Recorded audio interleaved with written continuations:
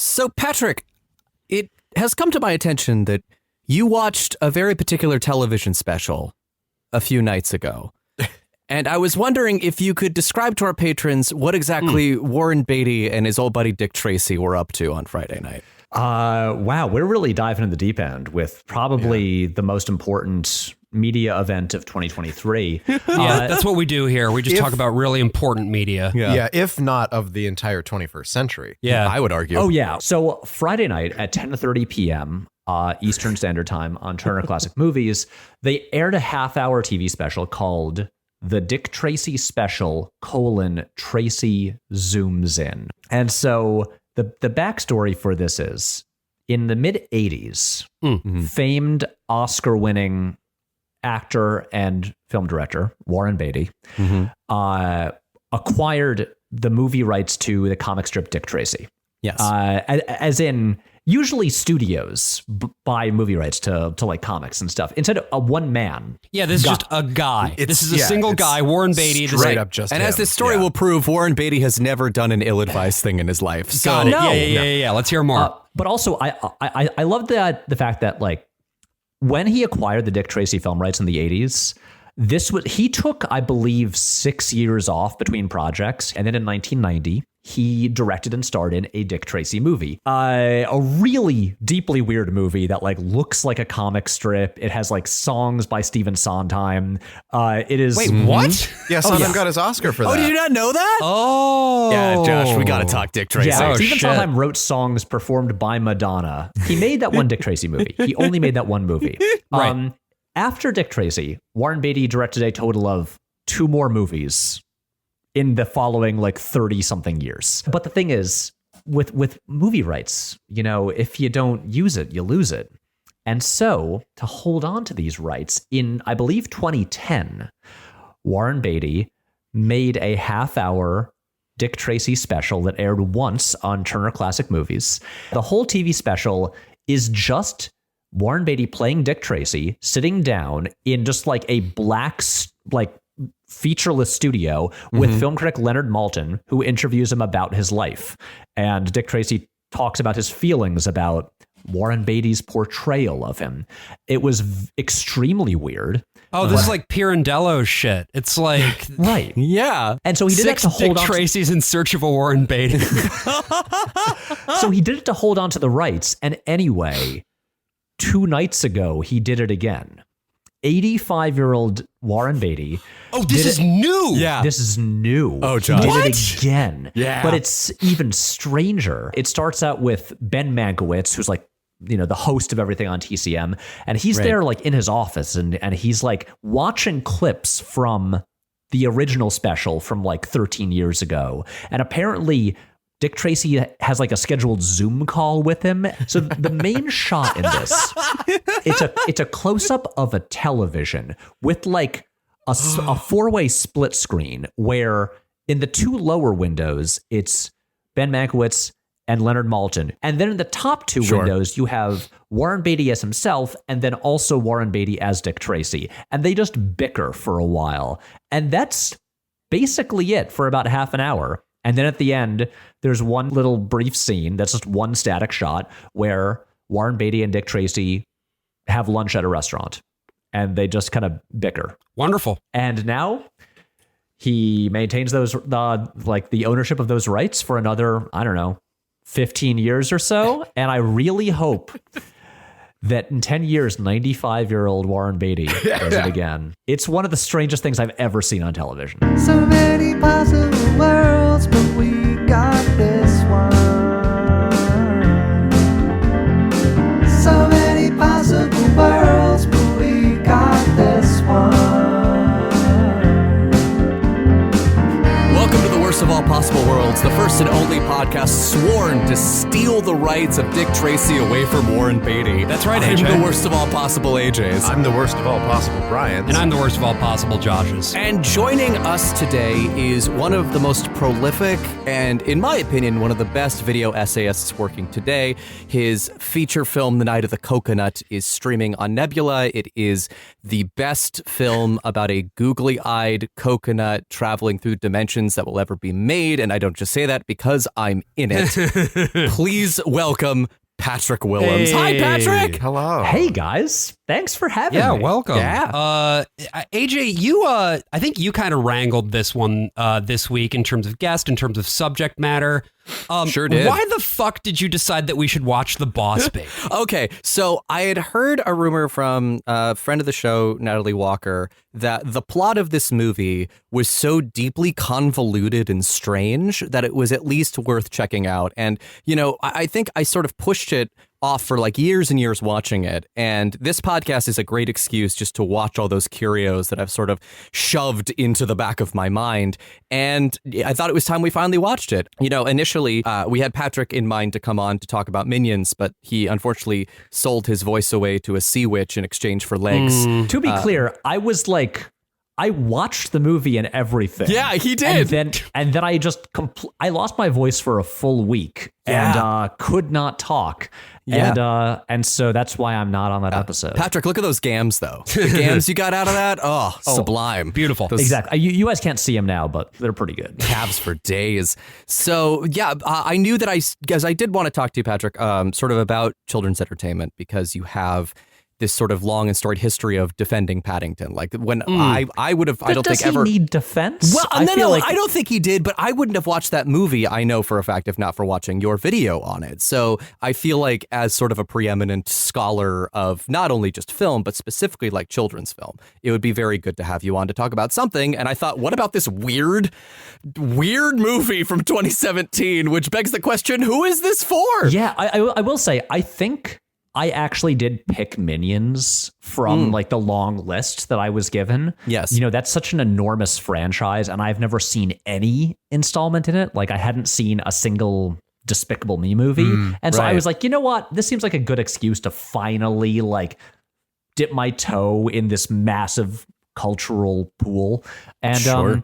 And I assumed you just picked Boss Baby because it's like, well, Patrick had to, you know, cancel on this one strange, you know, children's animated movies from the past decade by How do we by hurt him? by one of the non-Disney, non-Pixar studios, Yeah. and this Yeah. seemed adjacent to It is that. definitely a little adjacent. I mean, every week, obviously, we do, as our tagline famously says, famously, I don't know what the fuck I'm saying. Infamously. Famously, according to our listeners, case studies in the pop culture of a dying empire. And, you know, Minions was an interesting case study in the decline of the French and English empires.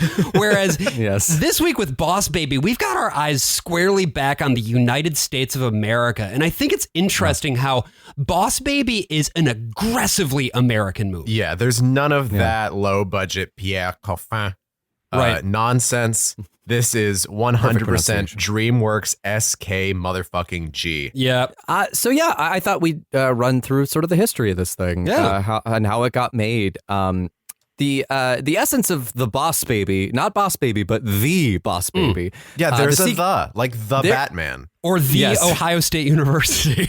And what's really interesting is like usually this would go in the other direction where you don't have the in the title, but then the is how the thing is referred to in the movie. This goes the other way. He is not the Boss Baby in the movie. His name is Boss Baby. Right. Whereas Yes. the position that Boss Baby, the character, is competing for is the position of the Boss Baby. Yeah. Yes. The title, essentially. In the same way, it's not, you know, it's not the Minions and then you watch the movie and they're all just Minions. It's the other way around. This already is deeply unsettling to me. And possibly, we're having a lot of talk about this. There's a lot of satanic media out there. This is boy. blatantly satanic. Yeah, for sure. For Yeah. sure. I mean, there is a heaven in it. Yeah. I was going to say, technically. isn't it, if anything, like angelic? Because It's a they basically, blasphemous like, depiction of heaven. they descend from above to hell. Okay, They slide down a big I don't want slide. to get into the lore too Too- early too because early, we'll yes. unpack all that. Yeah, no, sure. But well, let's start out with just how this thing got made. Yeah. The secret formula, the secret combination that makes this movie is 6 years of animation work by director Tom McGrath and his team, how you know which is it's gonna be good. Yeah, an extraordinarily long time to work on one of these things. Cost $125 million, made about $500 million back at the box office. I believe that's about $100 million in more than a single Despicable Me movie.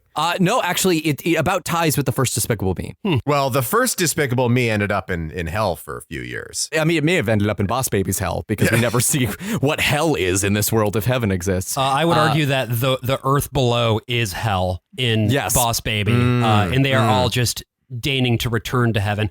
We should keep talking about how this movie got made. Yeah, no, sure. Josh, I think you're inventing Mormonism. Wow! Where'd you get those golden plates? So who are these babies coming down? Whose babies are they? And so Tom McGrath is a director of the 3 Madagascar films, also of Megamind, and he was an animator on Space Jam. The original Space Jam? The OG Space Jam. Huh. And so he reads this book by Marla Frazee in 2007, which I think that, Brian, you have some information Yeah, so on. Marla Frazee or Frazee, I'm not entirely certain how to say her name.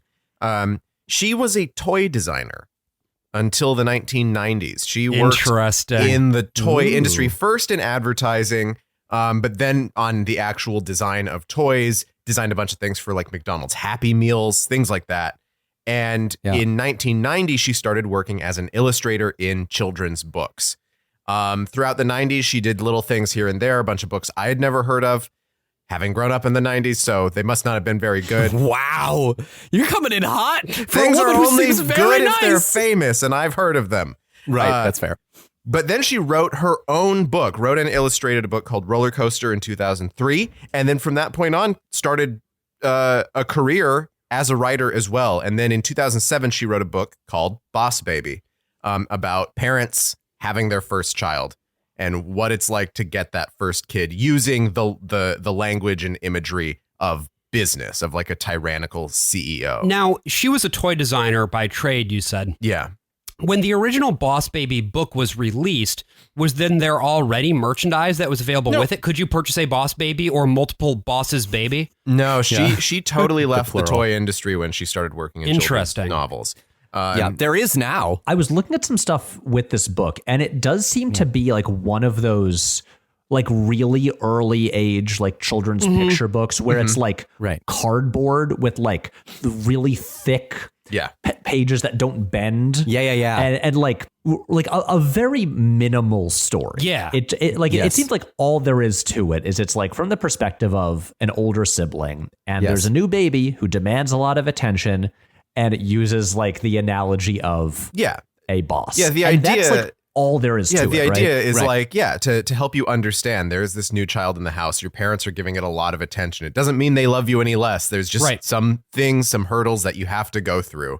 Well, and I think if you're out of board book range as a child, you're going to probably be able to understand that with that relatively little explanation. But if you're a really young kid, like if you're just a few years old, then it's like, well, why do mom and dad not love me anymore? Right. And there is sort of I think they retain a lot of the text in the movie itself. It's actually a little jarring because Tobey Maguire voices like the future version of this kid. Right. And it sounds like it's text pulled straight from the book, but the rest of the dialogue in the movie doesn't sound anything like the text. I don't think that's so the case, much more 'cause complex. There's just not that much text in the book. Oh, interesting. Wow. I thought they just shoved the whole thing in there is what is the sense I got from it. I was looking at it on Amazon. There's like some images of like actual pages. And it really seems like most of the text of the book went into like one early montage. Where it's just explaining how like, if like the baby would call meetings and when he wasn't given what he wanted, he would be furious. And just like then he's crying a lot. Right. And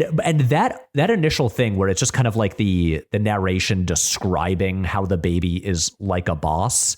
Yes. It's like, I haven't read the whole book, but it doesn't seem like it's very long. Yeah, trouble getting through it. It was a little too dense. Yeah, I know. It's the power broker of children's books. Yeah. I know. I really tried to do my homework, but I couldn't get through it all. Yeah. But my assumption is that most of it goes into that one montage. And then everything else in the movie is created for the film. Yes, and created by Michael McCullers, who is the sole credited screenwriter on this thing. Well, that's what I was going to ask. Film, it's wild. AJ was like, how do you get from this little, I'm assuming like 16-page board book to a 90-minute animated feature? 6 years. Right. Is the true answer to that question. How did they pick it up? Like, do you know about like how have you ever read Shrek? Josh? Yeah. Right? Yeah. Like this is the same studio. Right. And like Shrek is a wildly different story that's barely there, right? It's a Right. few pages. It's just like it's written in kind of this like hick dialect, and none of that ends up in the final product, right? Animation tends to work and still does at DreamWorks with people, animators making scenes, running off of a specific concept and then working from there. And then from there, they probably come up with their point A, point B, point C, 3-act structure, and then start to fit everything into that. And you can really see that in the dream sequences in this movie, or the big fantasy sequences, that it was just a bunch of animators who were allowed to just kind of go hog wild. But the script itself was written by Michael McCullers, who is, he wrote both of the Austin Powers sequels. Oh, so he wrote both the with Spy Mike Who Myers. with Mike Myers. He is brought in to sort of fill out this world because, as you said, very little text in the book, so they have to kind of create this whole universe around it. And oh boy, what a complicated universe that we will get into very shortly.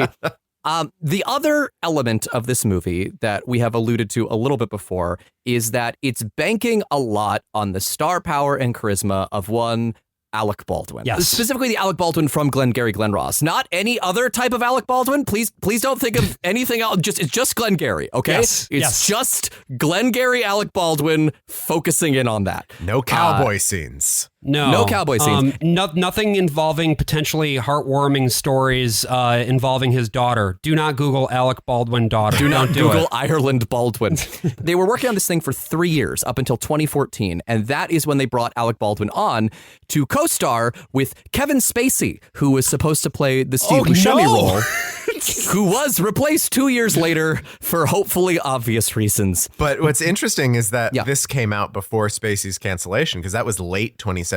This movie came out in early 2017. So they must have gotten rid of Spacey for just the fact that he's a huge asshole and they didn't want to work with him anymore. I mean, it's also possible that they knew. Like that story was that was bubbling a very under for a open secret. long time before it. The most interesting, I think, voice cast in this whole thing is actually the kid who plays Tim. He's played by Miles Bakshi. I don't know if anyone else did research He's on not this. related to Ralph Bakshi, is he? He's his grandson. No way. No that's way. That's why there's Gandalf. That's why there's the Gandalf freaking alarm clock.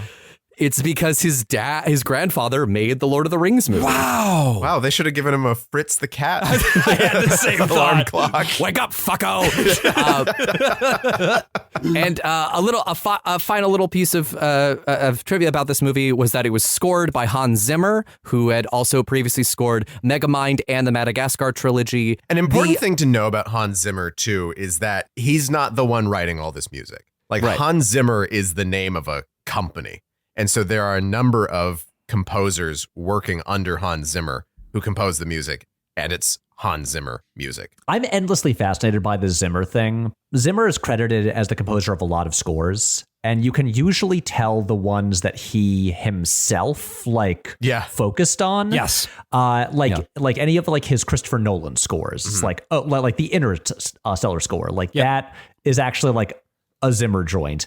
And then something like Boss Baby, I always kind of suspected that's probably the other people there than working on that. And then you also get weird things where it's like he's also has like co-composing credits on a lot of things, which he does for Boss Baby as well. Yeah, he does. Oh, but interesting. Like Blade Runner 2049, it's like him and Benjamin Wallfish and stuff like that. I mean, obviously the Top Gun Maverick score has the single best music credit of all time. Fucking great. And that's the thing, right? Like if for whatever reason you're not familiar with Hans Zimmer, just think about the big, like, booming, loud sounds in Top Gun Maverick or the blah in Inception. Yeah. That's Hans Zimmer, which is not the sound that Boss Baby has in its soundtrack at all, really. This score is also kind of strange because it feels like it's mostly built out of, like, kind of quoting, like, a lot of, like Gustav Holst, like the planets and stuff like that. Which is funny because he was sued by the estate of Gustav Holst for, like, the opening track from the Gladiator score uses part of Mars Bringer of War. Mm-hmm. Oh, and, okay. But a lot of the Boss Baby score sounded like it was basically almost like reinterpolating various pieces of classical music. Yeah. I mean, the thing is also the score is I found to be pretty forgettable. Like it's there's no like real like theme that really burrowed its way into my brain. No, but it does I think really drive the story. Like it's not as if you hear anything that leaves you humming a tune, right? But the music itself is an integral part of the whole, even if the tunes themselves aren't memorable. And I think that's kind of interesting. Anyway, Josh is a huge fan of Boss Baby. You haven't been walking around just like humming the iconic Boss Baby theme? Yeah, no, all day? somehow not. I don't know. Okay, no, you know what? Can we just all of us sing the Boss Baby theme at once? Yeah, absolutely. Here we go. Here we go. I'm the boss, baby. You're bossing around. I'm out here and I'm being the boss of the other babies. I'm a boss who's a baby. That's me, the boss baby. That's the one. You are a rude, thoughtless little pig. You don't have the brains or the decency as a human being. That's actually, it's funny. They've actually put that underneath the score of the entire film. The sequel, they put all of his for the sequel. They put all of his calls to the New Mexico DA's office. Oh, okay. Yeah. Oh, yay! Yeah. So they ended up spending $125 million to make this movie over the course of 6 years, and it ends up making back $528 million at the box office. And to put this in perspective, the Despicable Me movie made $543 million, which was more than Boss Baby made, but it only cost $69 million. To make. Nice. The other thing to note is that the domestic box office for Boss Baby is not great. Internationally, it pulled those numbers, but it kind of made the budget back and some change just in the U.S. So this is more of an international franchise. Right. Well, because famously audiences in like China and Europe are obsessed with Glengarry Glen Ross. Yes. and as soon as they saw that tagline, cookies are for closers. Absolutely. Yeah, Absolutely. everyone in the audience cheered. They leapt to their feet. Right. Yeah. I will say, I'm sure we'll get into more of the marketing, but so I had never seen Boss Baby before. Sorry, I'd never seen The Boss Baby before. Thank you. But my main memory of it was just, I remember it was in 2017 it came out, right? Yes, it was. Yeah. Yeah, I just have this memory of standing on a sidewalk in Midtown Manhattan and watching a taxi go by that had a Boss Baby ad on the roof of the taxi saying in huge letters, cookies are for closers.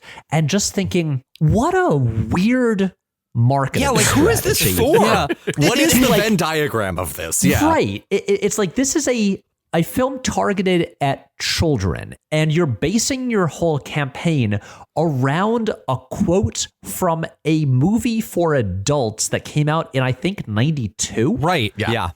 Like, it's not even like I mean, you know, that movie is still famous, but and like Baldwin in it is still like an iconic performance. Oh, he's great like, in it, but it's not even like a topical thing. No. It's not recent. It's from so long ago. Like, is this just aimed at like a certain percentage of parents? Well, I'll drag my kids to this because it's making a joke that I find funny. I want Mammoth to sort of heads, keep that in the back of our minds as we go through this, because I think it's one of the most interesting points of tension in this movie, actually. Yeah. Yes. Where the movie itself can't really decide who it's for. To what extent does it want to service its real audience, which is fucking children, versus to what extent does it want to give little winky nod jokes to parents, right? And rather than doing the thing that I think a lot of truly great animated films do and children's films do and just be the truest version of itself to everyone, oftentimes it kind of splits the difference. Yeah. Right. But I think it makes sense at this point for us to start talking a bit about like what happens in The Boss Baby. Right. There's a lot to unpack. Because there's a lot to unpack here. We start out in Congo? Yes. We start out in the Congo. The Michael Crichton movie. And we get this actually genuinely beautifully animated sequence. Yes. Tim! Our hero! Don't worry, Mom and Dad. I got this.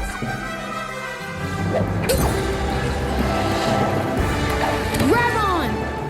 This sequence basically represents what is going on in the mind of our protagonist, Timothy. He's been used to, up until this point, exploring all of these different places in his imagination with his parents. This opening is shocking. Like, I was expecting the stupid baby shit from the very beginning, but this opening feels like a bunch of animators who were working on a movie they didn't like finally got to do a sequence that they did like and just went wild here. It has this, and they use this for all the fantasy sequences, this animation style that's very reminiscent of like a lot of like 60s stuff, especially like some Disney movies of the era, like a little bit of just like the background designs of like 101 Dalmatians and Lady and the Tramp and stuff like that.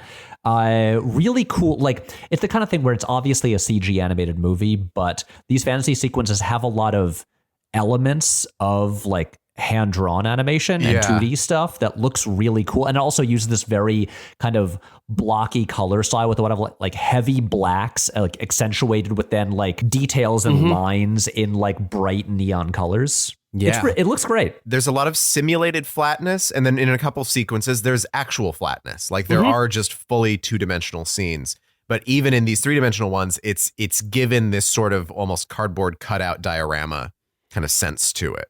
And the line work, I think, is very reminiscent of Genndy Tartakovsky, right? It's very Samurai Jack, Powerpuff Girls, Dexter's Lab, that kind of aesthetic as well. Timothy, in his imagination, is exploring the jungle with his parents. He is killing a whale with his parents. He's doing all of these things where he is creating this world in his mind. And so this is our way in. This is our way that we learn that Timothy is a very imaginative kid. And a keystone of his imagination here is his relationship with his parents. They, in many ways, are the ones who give him what it is that he needs to fulfill his own creative needs. And I thought this was a really fucking cool way to open this movie that I thought was going to suck ass, honestly. Yeah. I also love that the dad is designed, I think, off of Alec Baldwin in Beetlejuice, like specifically the character design. That's a really good point. Yeah. And nice little foreshadowing for eventually when we do get Alec Baldwin. But yeah, Patrick, I'm curious to what you went into this movie sort of expecting the cookies for closers thing. How did this opening sequence strike you? Like the same way it did all of you. It's just a really pleasant surprise. Yes. And if I'm remembering correctly, does it pretty much go from this kind of opening fantasy sequence that establishes Timothy, the main character, and then his parents, and then into the like opening title sequence, which is all this kind of like baby conveyor belt thing? We start the same way that we do in Uncut Gems, where we are inside of an ass. Where do babies come from? And it begins a full 5 minutes of baby tuchus jokes. It's incredible. People love it. They love it. They can't get enough. But again, there's so much like actual imagination and craft to this. There's so much specificity here. Each step along the conveyor belt, it's like an assembly line, right? Where like in each step of this conveyor belt process, you get all these little babies and they're actually kind of cute. They're like, I don't find them cloying at this point. I will later. Oh, I do. I do. Okay. Yeah, I just want to say how delighted I am going into this, especially after Minions, where there was just nothing but white hot rage. Josh, it is so delightful to see you so charmed. I don't know. I shouldn't have been this charmed. Genuinely, I shouldn't have. No, you should. You should feel things fully, because here's what happens when you don't feel things fully. You get put in management in baby heaven. That's true. I mean, this is the thing that we have to point out, that during this whole montage, we're following one baby who seems to not be quite adhering to like what the babies are supposed to be doing. He's like flips the wrong direction. He's like, he's not gliding like smoothly along the conveyor belt. And there's something like, it's like he's not angry or anything. He's just a little bit confused, maybe a little bit too curious about his surroundings. Yeah, a little bit too self-aware, right? It's just like he's not going along with the assembly line, and they want those sort of creative thinkers in management. You also have to be completely unfeeling, because the one that actually determines where you go to management is if you get tickled and you don't respond, then you get sent down to management. In order to become a boss baby, To be clear, again, this is the category of thing which is different from the position where there is just one head boss baby, which is different also from the character that will be the Alec Baldwin protagonist, Boss Baby. So when we said the lore was complicated, this is what we mean. From here on out, complicated, but so rewarding. Yeah. From here on out, when we are referring to the position that is the supreme baby of all babies, we will call that the boss baby. When we talk about the category of baby that is referred to management, that will be a boss baby. And when we are talking about the character Alec Baldwin, we will just refer to him as boss baby. I'm furiously taking notes. I don't know if I can keep up. So we find out that basically there is a place called Baby Corp, but there is a Baby separate, Core. Baby Core, sorry. But there is also a different company on Earth that Tim's parents work for called Puppy Co. Yes. Which I guess sells dogs. Yes. And they also manufacture genetically dogs? engineers dogs. Yeah. That's also when we find out that his parents sing Blackbird by the Beatles to him every night, which was apparently a nice inside joke for the director because he made this whole movie because he wanted to impress his big brother, which I think is or his little brother, which I think is very sweet. Yes. And That's nice. actually why Warren Beatty did Dick Tracy. It was just so Shirley MacLaine would be like, "I'm proud of you, Warren." Finally. And so my note at this point was, I kind of loved that intro. Am I going to like this movie? ? And then my next note is, no, I'm not. But I clearly remember the baby was delivered in a taxi. Because Boss Baby, the character, rolls up in a taxi and does weird, annoying dance moves while wearing a suit. He has now why arrived. does he dance? He is too serious. We established that he is too rigid and serious, and he walks up to this house dancing and twirling. Which again, so often this movie doesn't seem to trust its own concept. It can't play Boss Baby straight enough for some reason. And it's like, well, I guess we got to make him cute and dance around to appeal to the kids. At this point in the movie, I think we get into what to me is, I don't want to say the biggest problem, but like a tension that I think that the movie never quite overcomes. I use the exact same word on my notes, tension. Yeah. A thing that I don't have a solve for this, because we just spent a bunch of time talking about how much we enjoyed the look and feel of these fantasy sequences that establish that the main character, our narrator, has a really active imagination and is always like imagining these like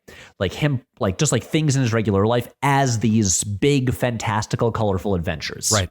Yes. And again, the movie roots us entirely in his perspective, and then the baby shows up. Right. And remember how it's based on this little picture book that basically is about how, having this new baby who demands a lot of attention, he's kind of like a boss because he's demanding things from everybody. Right. And he runs the house. And so having Boss Baby show up and seem like a boss, it immediately, the movie has taught us to look at this as another one of Timothy's fantasies. Right. Yes. This is, again, how he's perceiving things in these kind of elaborate, metaphors and fantasies for, that he's seeing in his head, that he knows aren't real, but that they're just exaggerated ways of perceiving the world.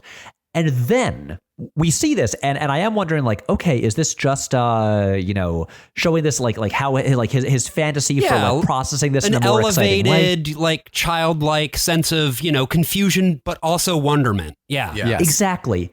Except the answer is no. Yes. No, it's actually real. the most literal Yes. possible explanation with an extremely complicated, again, very literal mythology that explains everything about, nothing here is a fantasy at all.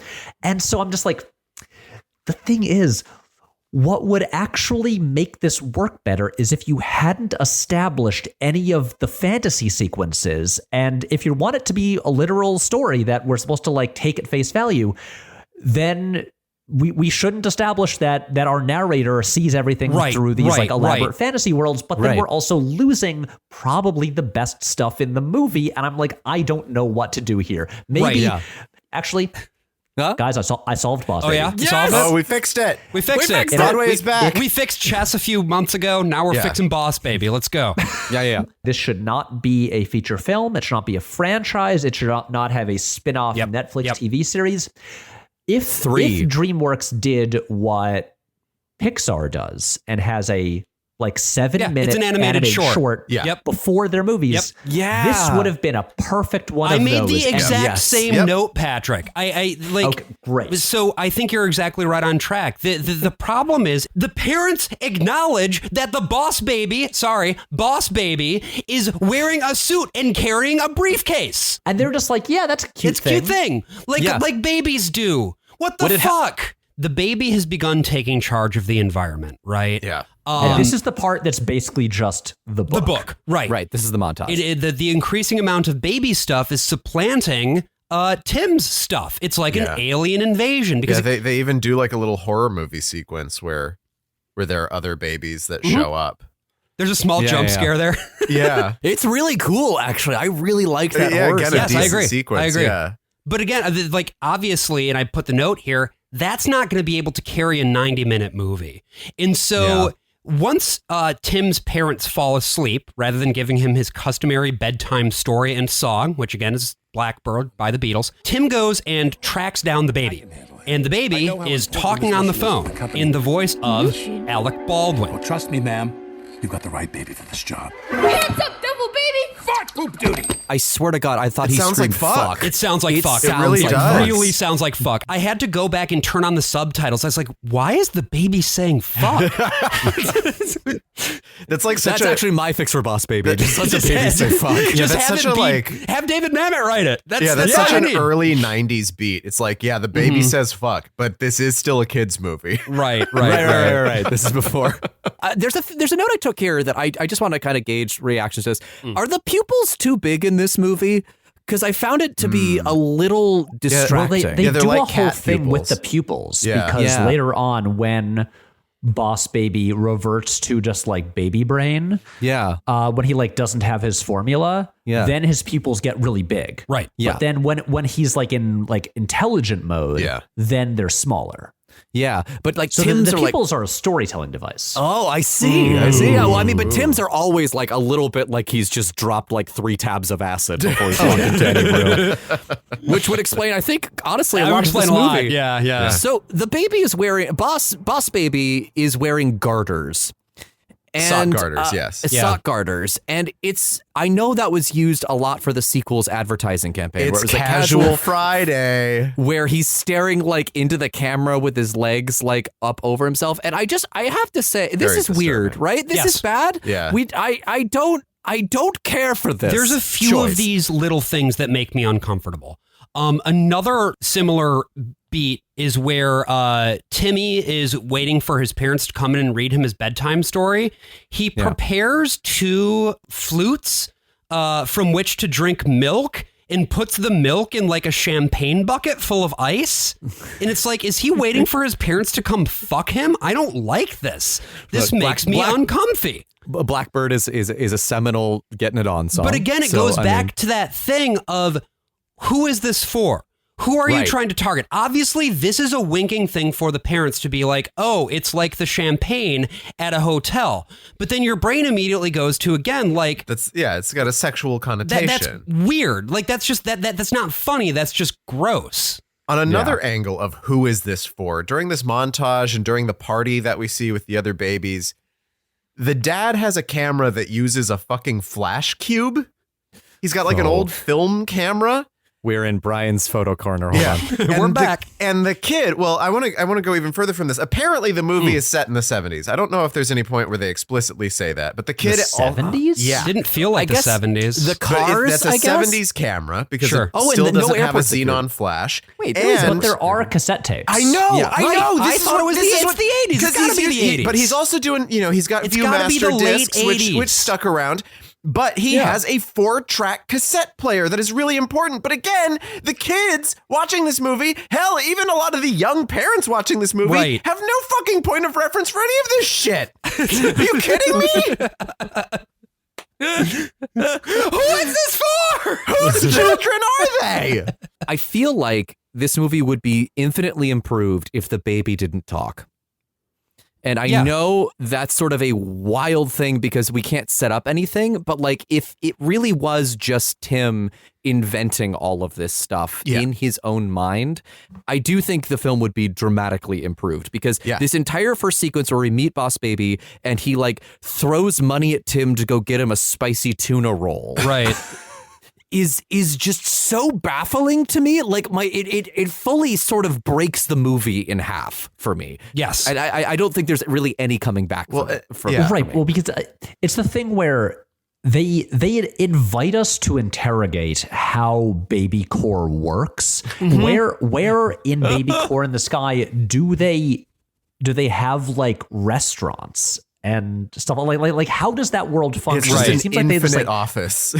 they live in their offices for eternity, which is and I think that's fine as long as it's an imagination concept rather than a real grounded world, but you can't have it both ways. Yeah, and like you pointed this out, Patrick, the ideas that we're talking about are not for a feature-length movie.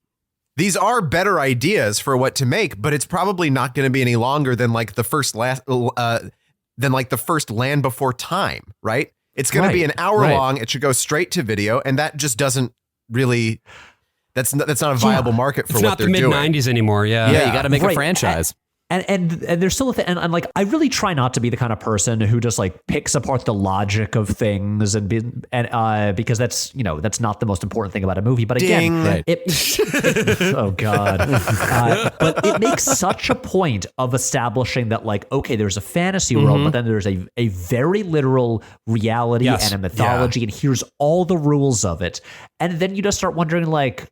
Do his parents, do Boss Baby's parents put his suit on every day? Does he have multiple suits? Right. Did he come with suits? Like he just came home from the hospital, although he showed up in a taxi. Yes. But like he shouldn't be able to even really like grab things yet. Right. And yet he's carrying a briefcase. Right. Yeah. Do they think anything is weird about this? I think all of this too is like us talking about this right now probably sounds pretty silly if you're listening to this because you're probably like, who cares? But that's exactly the point. Who cares? Yeah, the movie invites it. Yeah. They invite it because they are setting up a number of rules that we are expected to understand and follow in order to be able to track the plot. If they were deliberately leaving this as all being sort of abstract and silly, then it wouldn't matter. But we are expected to be as invested in Boss Baby's conflict with Baby Core as we are expected to be in what should be the true heart of the story, which is Timmy being unwilling to have a baby brother, right?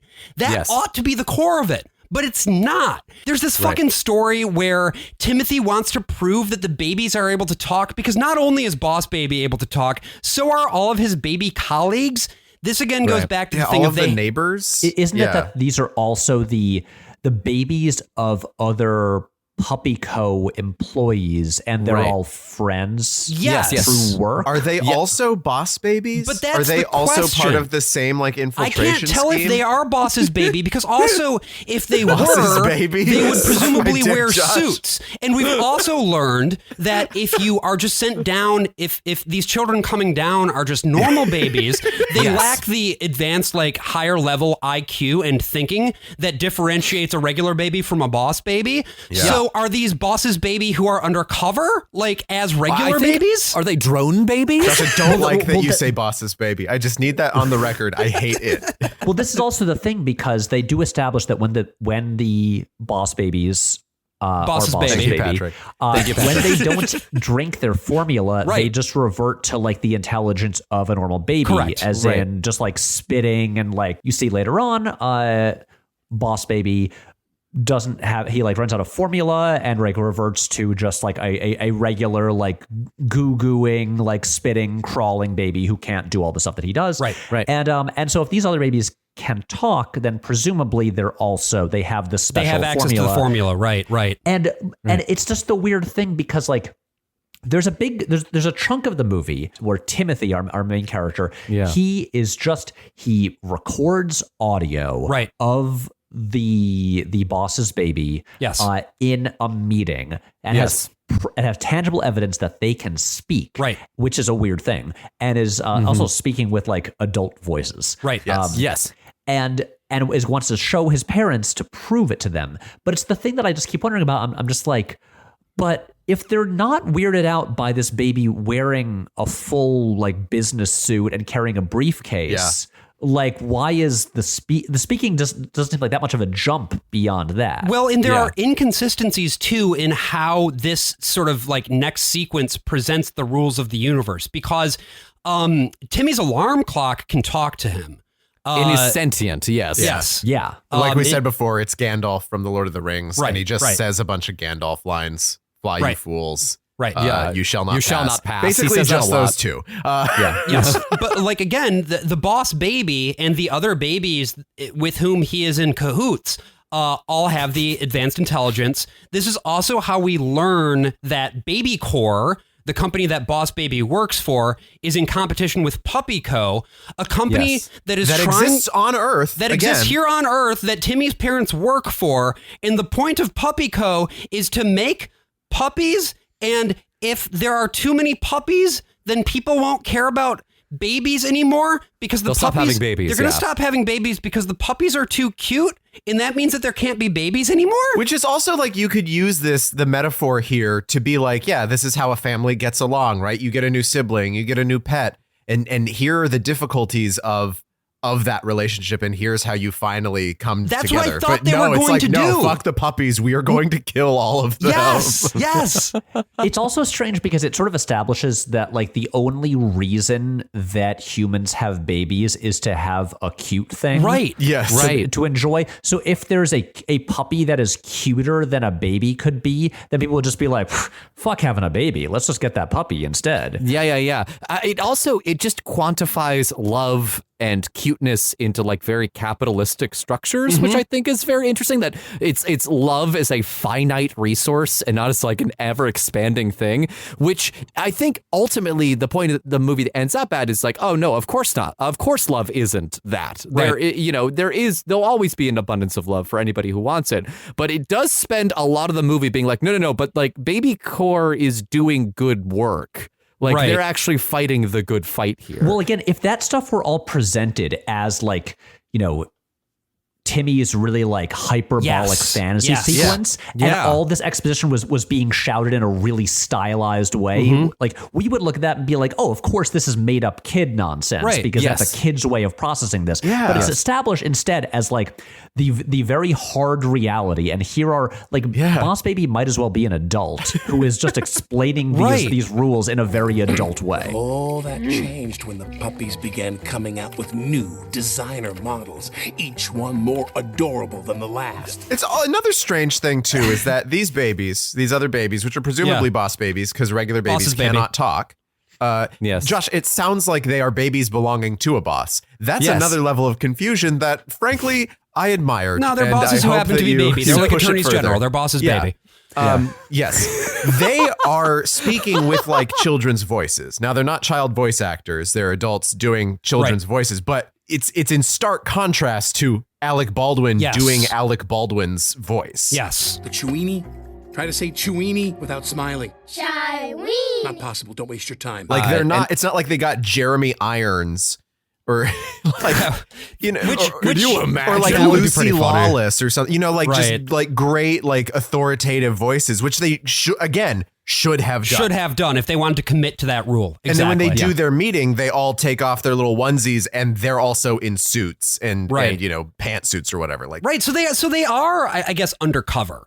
They've just come, not him, because he's not a team player. I guess. Right. He has to learn how to be a team player. I think that's what he learns by the end of Is the that movie. sure? We'll get to Yeah. that. Yeah. I don't know. That's what I learned. This crisis of like, because apparently Puppy Co. is going to launch a new puppy. Yes. That's the thing companies do. They create a new animal. Yeah.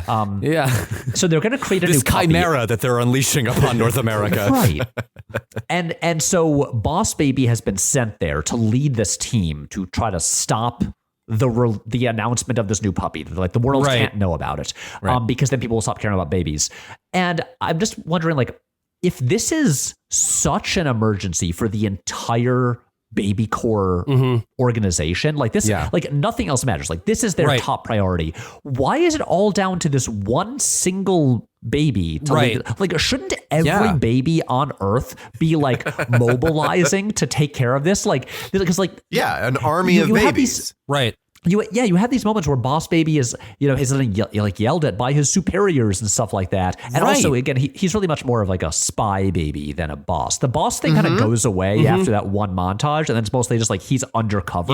It's funny you should mention that, Patrick. Undercover boss. There's some facts I dug up that will actually play very much into that a little bit later. Fantastic. But please go on. Yeah, it's not like they have missions of equal importance going on everywhere. Like it's all about this. And I'm just like, this seems just like, if these babies are so smart, this is a really bad way to handle it. Just send this one guy down and put it all on him. And they sent middle management, right? It's not even like the boss baby coming down. It's just some guy. No, who's because here's a surprise, folks. That poster, The Boss Baby, that title refers to Steve Buscemi. His name is Francis. He is the CEO of Puppy Co. And unfortunately, that's a me bit. Naming a CEO Francis is absolutely a commercial that they stole from me. We find out that Francis is the CEO of Puppy Co. And he looks, his like character is modeled in this very peculiar way. Like he doesn't look like any of the other adults in the film. There's like something super hyper stylized about him, and you're like, they're wanting me to clock something here. And honestly, I didn't expect there to be like this level of storytelling of even just like foreshadowing. Yeah, no, keep that flag planted in the back of your brain, listeners, because that's going to pay off later on, I guess. Sure. Back to the point of though the situation too with the babies, the bosses baby, the Hugo bosses, who are all there together, trying to plot out, how they're going to defeat the puppies. God damn it. So Timothy has been recording their meeting, right? And so Timmy then needs to get the tape that is, I guess, proof that the babies can talk to his parents, but he is then intercepted by these babies driving different toy cars, and this is a full action set piece. Here's another situation, though, where the rules of the universe are unclear. In one shot, you've got, what seems to be happening in Timmy's imagination, where like, fucking Boss Baby is hauling ass in this car, like around the corner, and they're like chasing. But then a parent looks out the window. Oh, he's being dragged behind it. Behind a little which toy is a car. Very funny visual. In this moment, it seems that the rule, again, grounding everything, is in Timmy's imagination, he's having these big, grand fights with these diabolical bosses' baby, whereas in real life, they're just babies. And he is, doing this thing in his mind. But then a little bit later, we get another shot after the chase has concluded where there's like broken glass everywhere. There's been a gigantic explosion. There's something's on fire, and the parents see this. So it's like, what are the fucking rules here? I can't trust anything. Yeah, no, it really doesn't make any sense. And I will say the animation for the action sequence, I think, is actually very, very well done and very exciting. I love when the big baby runs headlong through a fence, like undeterred, and then runs back through the same fence. It actually contrasts very strongly with Minions, which we talked a little bit about how the action sequences in Minions have a tendency to feel really inert. There's like not a lot of weight there. Things just kind of like flop around. Whereas this, you have a real sense of weight and acceleration and movement, I thought. It really feels like kinetic. Like you can tell that the animators behind this have a lot of skill and really thrive in the sections where there isn't a lot of dialogue and there isn't a lot of lore to go around. Eventually, Tim gets the upper hand and he decides to kill the baby. Yep, and he decides to kill the baby. Just straight up murder. They do have that one gag where he, Boss Baby is in his little like kind of like bouncy like swing thing in his bedroom that he's like suspended from, where like it's like the little. Like he puts his legs through and like sits in the swing, but then it has like little bungee cords so he can kind of bounce around. Yeah, and Timmy straight up like pulls him. He's gonna launch him out the window and kill him. And then doesn't it happen where like Boss Baby gets out, but then like the tape launches out the window and lands in the road and gets run over by a car immediately, telling us that Timmy came extremely close to straight up murdering his brother. And so he gets in trouble. He gets grounded for a couple of weeks. and then he has to get along with the baby. And so it's like, okay, here's where the rest of the movie is going. No, they get along immediately. No. Like he's just like, look, I'm gonna leave if you just help me finish my mission, and then it'll be back to normal. And so I didn't really like this movie overall. Yeah. I did find like the times when it just focused on being like about siblings learning to get along, when it actually got back to like the point of the movie, and also it's like being like a classic like buddy movie dynamic of like two people who are very different and don't like each other, eventually they learn to get along. Like when it just did that stuff, which has worked in fiction for like all eternity. Right. That's why I'd be like, oh, okay. That this like I'm like more engaged by this because it sort of fundamentally works. Like, oh, they kind of have like a similar goal in mind, so they are, they have like an uneasy alliance. Okay, that makes a lot more sense than everything we've watched for like the previous 15 minutes. Yeah, agreed. Well, it's almost as if two guys who seemingly have very little in common and much at odds growing together over the course of an adventure is like the fucking cornerstone of all American literature. Right. Like, and we talk about this film being American, like decidedly American. Like this is where I think it really shines. And then it just escalates because Alec Baldwin gives Timmy a pacifier. I want you to suck it. You suck it. No, it's for you to suck. Ugh, I'm not sucking that. Suck it. I did not like this. This gave me the ick. It was so egregious. It was so egregious. I didn't like seeing a baby tell a child to suck it. That's just and so they suck it, and they're teleported to a magical world. We finally get to see, but baby they're also core. it's like they're not fully teleported. It's almost like holograms of them. It's the metaverse. Lights are coming soon. It's Web3. But what they also establish is it's also they're not going to like a virtual simulation of baby core. It is what's currently there. It It's exists the real in the thing. collective unconscious. Yeah, well, because there's a moment when Boss Baby's boss walks through them, the Boss Baby, and she's talking about like how he's going to be like fired or whatever if he doesn't finish his mission, and to like underline the stakes there. But yeah, like no one can see them, but they can see everything. This was also where I had made the note of that a lot of this is really visually imaginative, and I just wish they'd done a cute wordless animated short. There's so much stuff here that's fun. Right, because when it's short, you just basically get to do Look Out for Mr. Stork.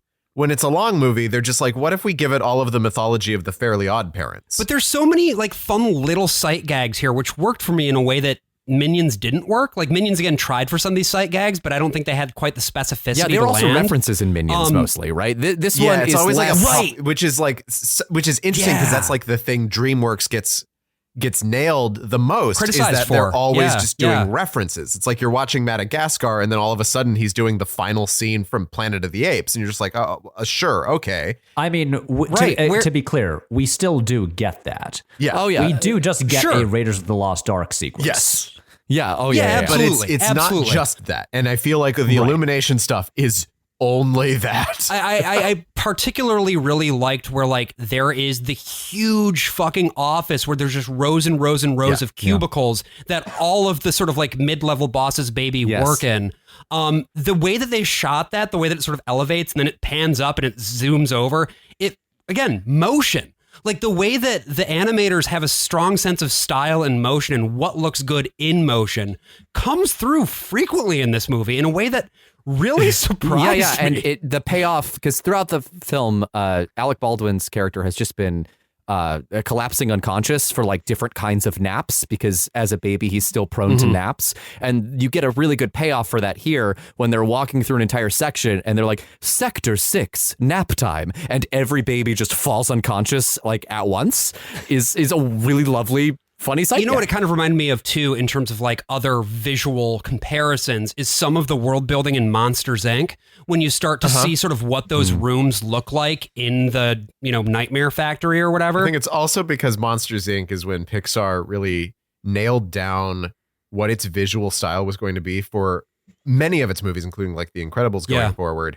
And DreamWorks and Illumination as well, if you look at Despicable or Minions 2, have just decided to do the same thing. Yeah. It's like, it's the 70s. Here's this really flat sort of graphic design art style that we're throwing into this movie. It also didn't occur to me until you mentioned it that how indebted this movie is to Monsters, Inc. in terms of, it's another buddy dynamic with one little guy and one bigger guy. Yeah. And also this weird made up bureaucracy that exists like to explain an aspect of like our real world. And a villain played by Steve Buscemi.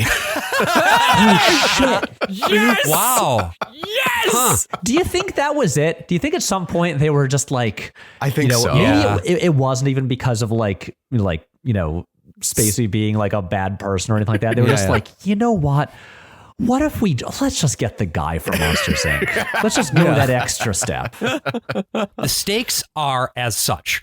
Boss Baby hasn't been doing enough to combat the spread of puppies. So he is at risk of getting fired from his post with the Templeton family. And if he fails, they will take away his supply of the formula that keeps him to be an intelligent boss baby, and he will instead be transformed into a normal baby. I feel like I'm having a stroke. Right? Can you imagine explaining this to someone who hasn't seen this movie? I mean, we kind of are. We're doing it right now, baby. but also to investors. Can you like go to the studio and be like, okay, listen, here's what we're doing. I honestly admire it. I admire it for taking the big swing because it is nice to see that sort of thing, particularly, by DreamWorks, which has its sort of like this reputation for just cranking out pop culture stuff, like to create an entirely new, different IP. And, for most of its creation, it was flying under the radar, right? For the whole 6 years, there are other bigger projects, How to Train Your Dragon, and like finishing off the Shrek franchise, Puss in Boots, which this director also directed, that it was able to sort of like build its own little world. And so I appreciate that. It's just such a baffling world that is so much fun to talk about. Well, and I think again, so much of it comes back to the visual thing, because when Boss Baby's explaining that, Timmy, if you fuck this up, I'm always going to be there. We have what I think are my favorite 45 seconds of this movie, where he's talking about, because again, this is just pure animation. This is pure style, where he's like, Every night at dinner, I'll be there. and then the Boss Baby's head rises covered in goo out of a bowl. Every birthday party, I'll be there. Every Christmas, I'll be there. The ornaments have turned around and become heads. It's just like Christmas ornaments. visual. Really, I did not expect to like all of this visual stuff as much as I did. I thought that the animation was so fucking clever. Wow, Josh got boss billed. No, I didn't. I didn't like this movie. It's just that there were moments where I was so impressed with the craft that the animators were able to pull out of this bad thing. Yeah, I took the note here that all babies are Republicans, ? And what's funny is that then that's later proved in the TV show, where they comment on Tim it's like, oh, I didn't know your brother was a liberal.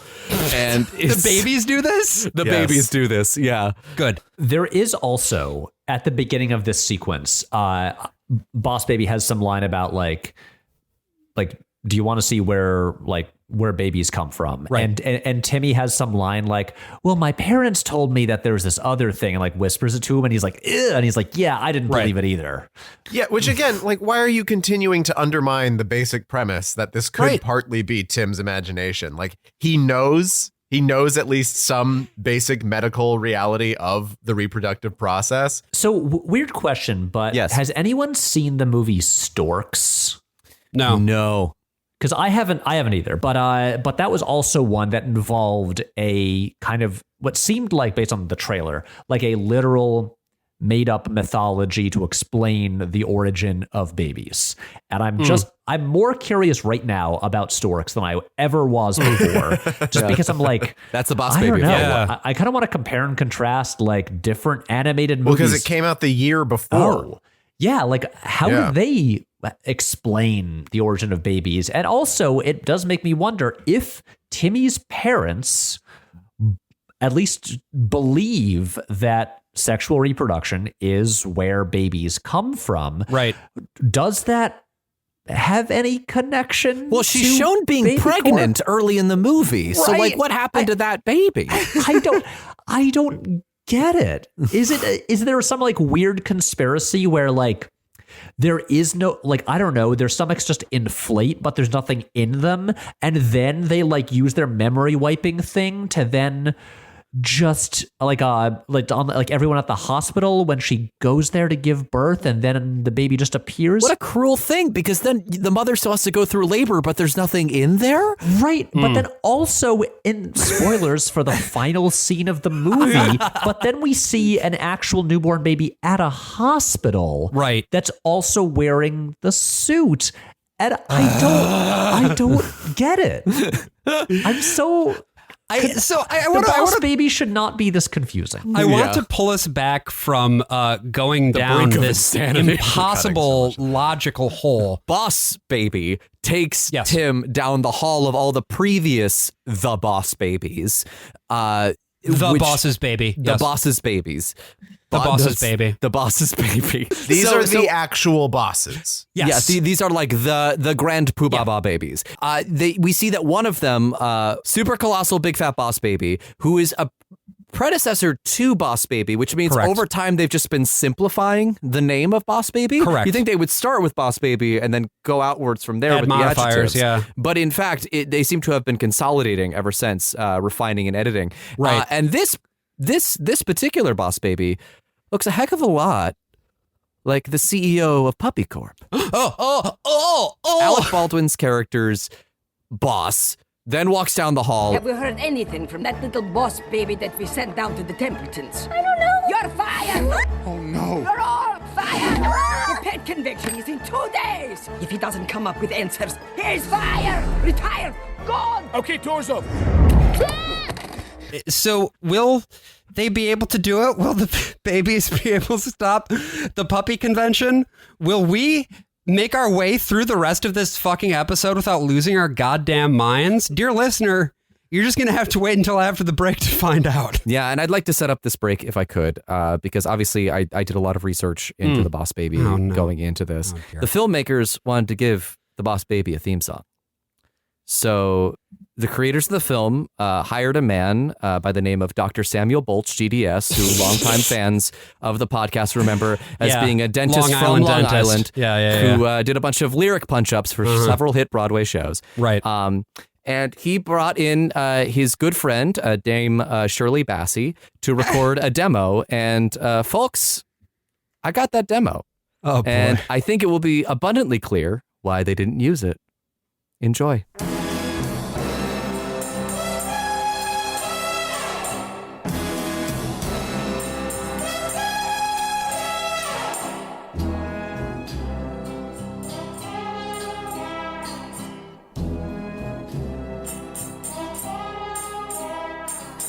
Boss baby, he's a boss, a baby who is a boss, but not the boss. No, not the boss baby.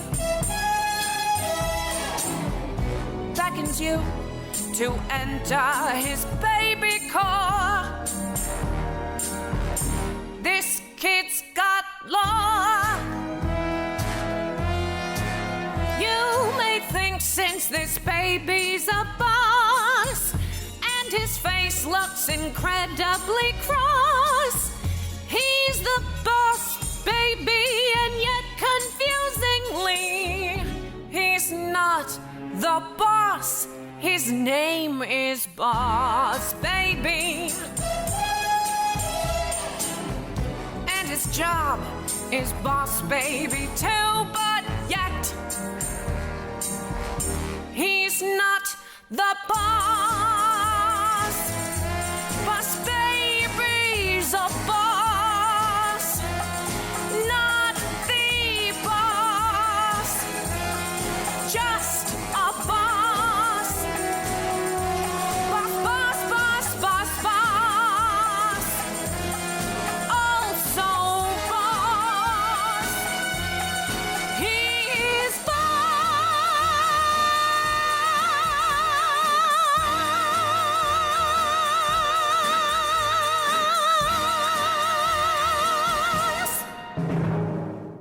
All right, we are back. And for those of you just tuning in on our live radio broadcast, we are joined How here. have we never made that joke before? I don't know.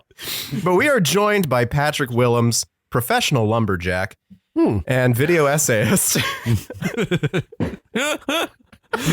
wow, that actually killed him. Patrick. Yep. I wasn't ready for that one. It is so rare that people know about that. And I didn't expect that you would be one of the people who knew about that. So Yeah, well, Is this that's like a Dexter thing? for Why our are you a listeners lumberjack? at home. My boss, my boss adult, Large adult boss. is an old friend of Patrick's, and I'm just going to drop certain phrases that he's conditioned in me in order just to torture him. Yeah, Great. Great. That's what Patrick, podcasting is. What have you found out from the Boss Baby Wiki? Because I know you've been diving deep into the depths of it. I like that we just blew on past the lumberjack thing without needing to. Do you want explain to? it. I mean, Do if you you want want to to? explain it, go for it. You know. Oh, it's very easy. Yeah, sure. One of the first movies I ever made in 2004.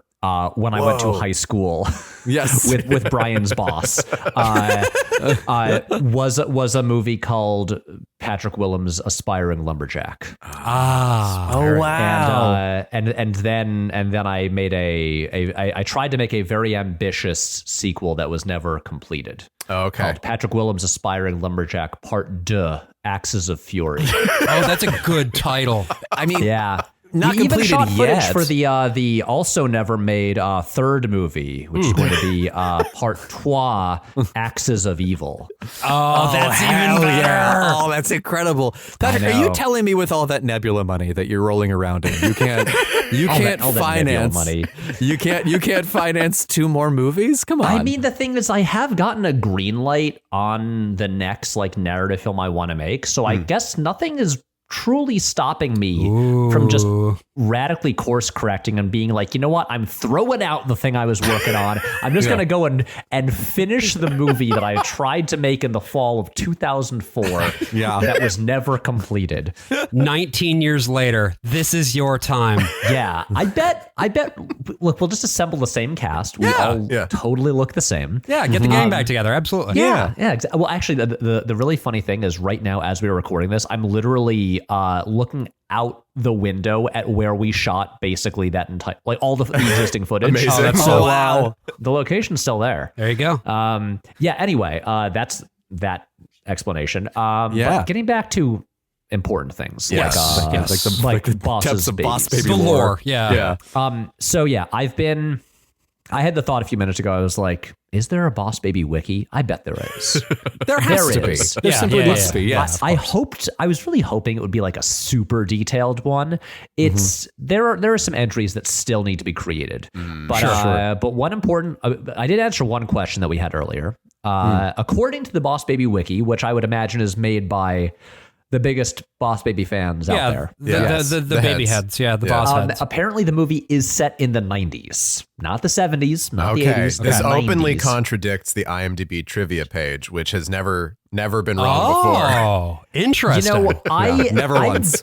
As someone who has their own IMDb trivia page that is like 80% factually inaccurate information, I'm going to trust the Boss Baby wiki over the IMDb trivia. I think that That's makes fair. sense because that is really where the heads are going to gravitate toward. I think like IMDb, that's just for that's pretty basic. That's just for your casual Boss Baby fans.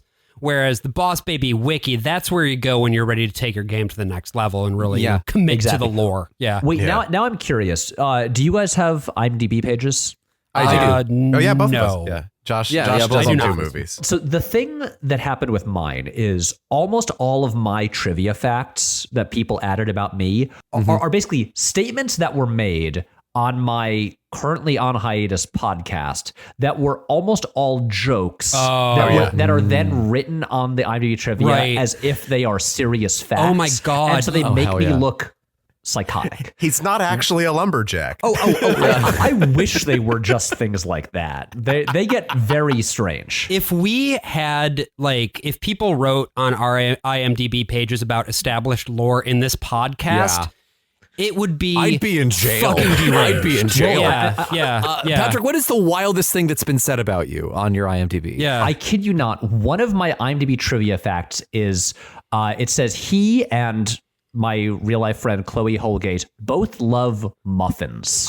Is that, can they say that? I don't know. I don't know if they can say that. It's they did. It's okay. Here's one thing that's on there.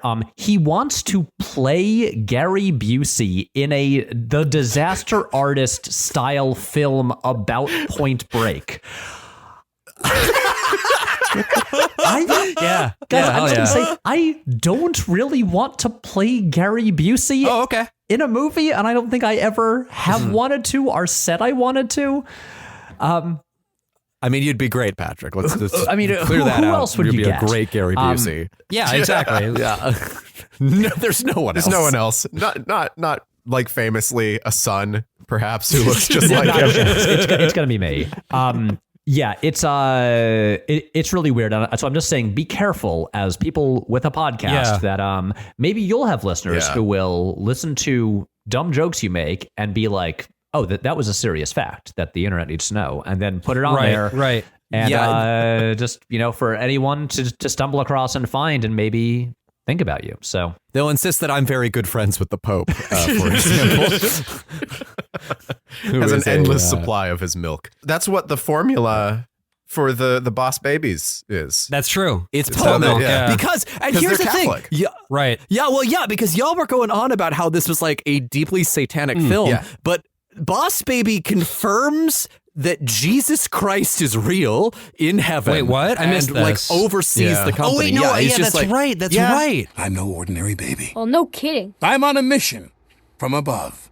Are you the baby Jesus? Yes, I'm the baby Jesus. No! You see, I'm more middle management for the company. Very strange little dialogue. He kind of rules over all of us. It's like one of those things where again, it's like, what? Who is this for? Like, what are you? I mean, the film like every once in a while would just dip its toes in the water of like rampant conservatism and then run like fleeing in the opposite direction. It's also interesting because if you remember the Men Are From Mars, Women Are From Venus guy, who was a big deal in the 90s. Yeah. He had the books, he had the public speaking engagements, he had the board game. Also wrote a follow-up when the money was drying up called Babies Are From Heaven.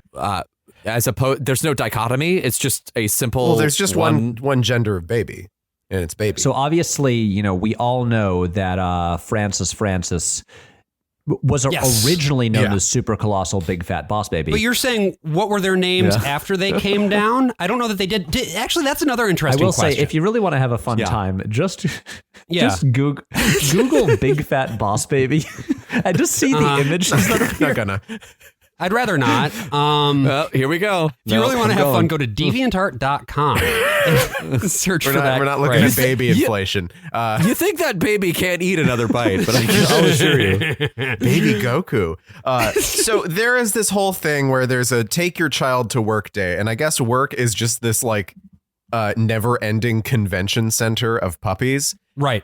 Also, again, because nothing ever makes sense in this fucking movie, the Boss Baby is disgusted by the concept of take your children to work day. Right, which as a child who goes to work. Wouldn't the idea be that he'd be all about it? That's his favorite thing. Right. It's right next to raindrops on roses and whiskers on kittens. Brown paper packages tied up with string. But work is for babies, right? Work is for babies and it's for adults. It's not for kids. It's sort of like how capitalists pervert the labor value by subjecting it to wages, right? It's kind of like that.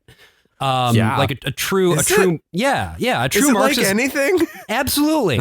True labor in the world of Boss Baby is that performed by babies. Adults have perverted labor into something entirely different, and so it is only by returning to a standard baby-based labor economy that we can truly be free from our shackles. I think.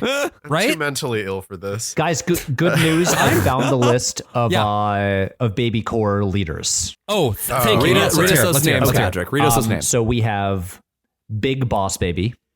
That's the correct leader. Great. Former leaders are Big Boss. Super Big Boss Baby, Mega Boss Baby, Seriously Big Boss Baby, Big Fat Boss Baby, and of course, Super Colossal Big Fat Boss Baby. And then, you know, as we have at the end of this movie, Boss Baby. The purest form. How did this one guy... The plus ultra of Boss's Baby is, in fact, Boss Baby himself. How did this one guy get, like, the purest name? Like, you'd think that the original... Very carefully. Wait, actually, now I've got to ask. Okay, AJ, you've seen the second one. Do they reveal, like, the origin? Is he, like, the reincarnation of the, like, OG Boss Baby? Sort of like the Christ in a way? Yeah. I'm going to be super honest with you. I don't remember, like, the second half of that movie. Maybe. Apparently, in the TV show, he becomes the Boss Baby. Like, by season 3, he has taken over control of the baby corporation. Okay. So it's sort of a season 5 of Angel situation. Is there going to be a third movie that reveals how Baby Corps is founded? It's got to be Jesus, right? It's going to be Jesus Christ. It's got to be our Lord and Savior Jesus Christ. Yeah. Come on. But baby Jesus. Oh, yeah. Yeah. Well, yeah. But he's going to have like a crown of thorns or something. and it's his blood that's in the formula. Yeah, that's a special sauce. Blood of Christ. That's a special sauce. Love that. But yeah, there is a third one in development. It's still TBA pretty much across the board, mostly because they released Boss Baby Family Business straight to Peacock as well. So it did not do particularly well at the box office. So there's no real way to say whether it was a success or not. Well, you know, they did the same thing with Halloween Kills, and it still made a ton of money. So I don't know, but it's certainly like hidden. It's like, did it do good? Who knows? We'll find out. Right. Well, so, I hate to pull us back into this, but we're back at the convention center. We're at the convention center. There's a whole scheme where they get backstage. There's puppies on balloons that are floating around. Boss Baby dresses up in a costume as a puppy. That's actually what we shot down over Alaska. Was a that's what it was. Balloon. I don't care for Puppyco Pete. There is a mascot for Puppyco that is a very large man in disguise, and he gave me nightmares. I had to go and. I had to call my parents in. I prepared 2 flutes full of milk for them. I put it on ice. Right. No. You really are a child actor, AJ. And they sang us and they sang me Blackbird. I am. And you know what? I deserve the best. You do. They're able to sneak back in there and they confront Francis. Yeah, although, you know, there's a booby-trapped little folder. Again, this is just Indiana Jones with the fucking, idol. There is another clever little visual reference gag here where pulling the folder starts a chain reaction that's just Mousetrap. It's just the game Mousetrap. Yeah, it's not something like Mousetrap. It is just the sequence of events in the board game with the bathtub, with the diving guy, with the ball bearing. And again, it's like, oh, is this pointing toward an elevated world that exists in the imagination? No, but whatever. In a better movie, maybe. So I do like they're like, we should move, and it's like, I would too, but it's so captivating. Like they're just so, which is funny. To the spot. Yeah, these guys are animators. They could come up with their own gigantic Rube Goldberg machine. Why were we not shown what the Dreamworks animators could come up with, and instead just given straight up the crazy contraption? So the puppy boss, the puppy CEO, turns out it's Steve Buscemi. He got Super Colossal Big Fat Boss Baby himself. He turned into an adult. Right. He ran out of formula. He has a younger brother, I guess, or an older brother named How does Eugene. he have a younger brother? How does he have a brother of any sort? I really don't know. My brain is just like straight up breaks anytime I try to work out just the thing of like genetics when it comes to this. Like as in, are these babies like, do they share their parents' DNA? I mean, they must. If his dad looks like Alec Baldwin from Beetlejuice, then at least, and he grows up to look like him. Right. He looks like it, but again, it's like, how are the baby? Where do they actually come from? How are the babies formed? Yeah. How girl get pregnant? So anyway, Steve Buscemi lets out his plan. I'm gonna get the puppy. I'm gonna make an infinite puppy. We're making puppies that don't grow up using the baby formula from heaven. Forever puppies, which is a terrible business model because you sell one business. What you want to do is do puppy as a service. pass, where you are billed for the puppy on a renewing monthly or annual basis. Yeah, the Adobe puppy. Yeah, that's right. Yeah. The Salesforce puppy. You also get your car warming activated if you buy a puppy. Right. There's a bit in here where he makes his Francis screams, "Eugene, my chair," and his brother just transforms into a chair for him to sit in and like contemplate his little like things. I thought that was very fun. A little fun visual flourish, but we get this very cool like storybook flashback of like of him getting like kicked out of Baby Corps because there's a board of directors also at Baby Corps. Sure, who decided he should be fired. Why the fuck not? At this point, why not? But what are they called if they're not the boss? Yeah. They're like it was a Slings and Arrows board season babies. 1 situation. Yeah. This doesn't matter. So what we find is that there is a plan. They are going to go to the greatest city on earth and unveil the forever puppy. And no, I don't mean Prague.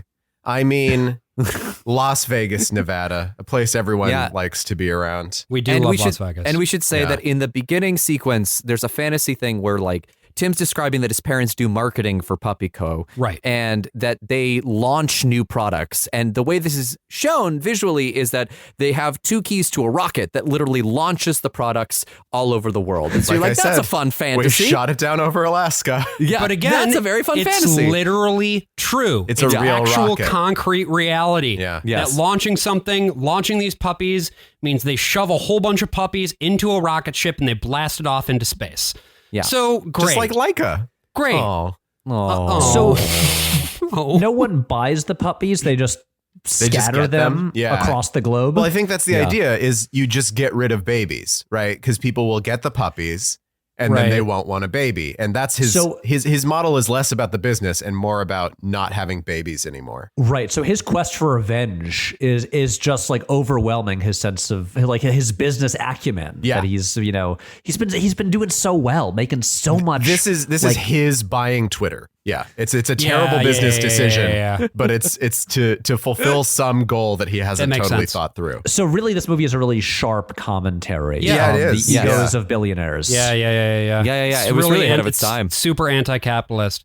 And then we get some really great a man dressed up like a lady, weird fucking like Mrs. Doubtfire shows up. Pinky, Arnold Schwarzenegger, the brother, decides that he's going to be a babysitter. Eugene. The parents are going to be going to Las Vegas.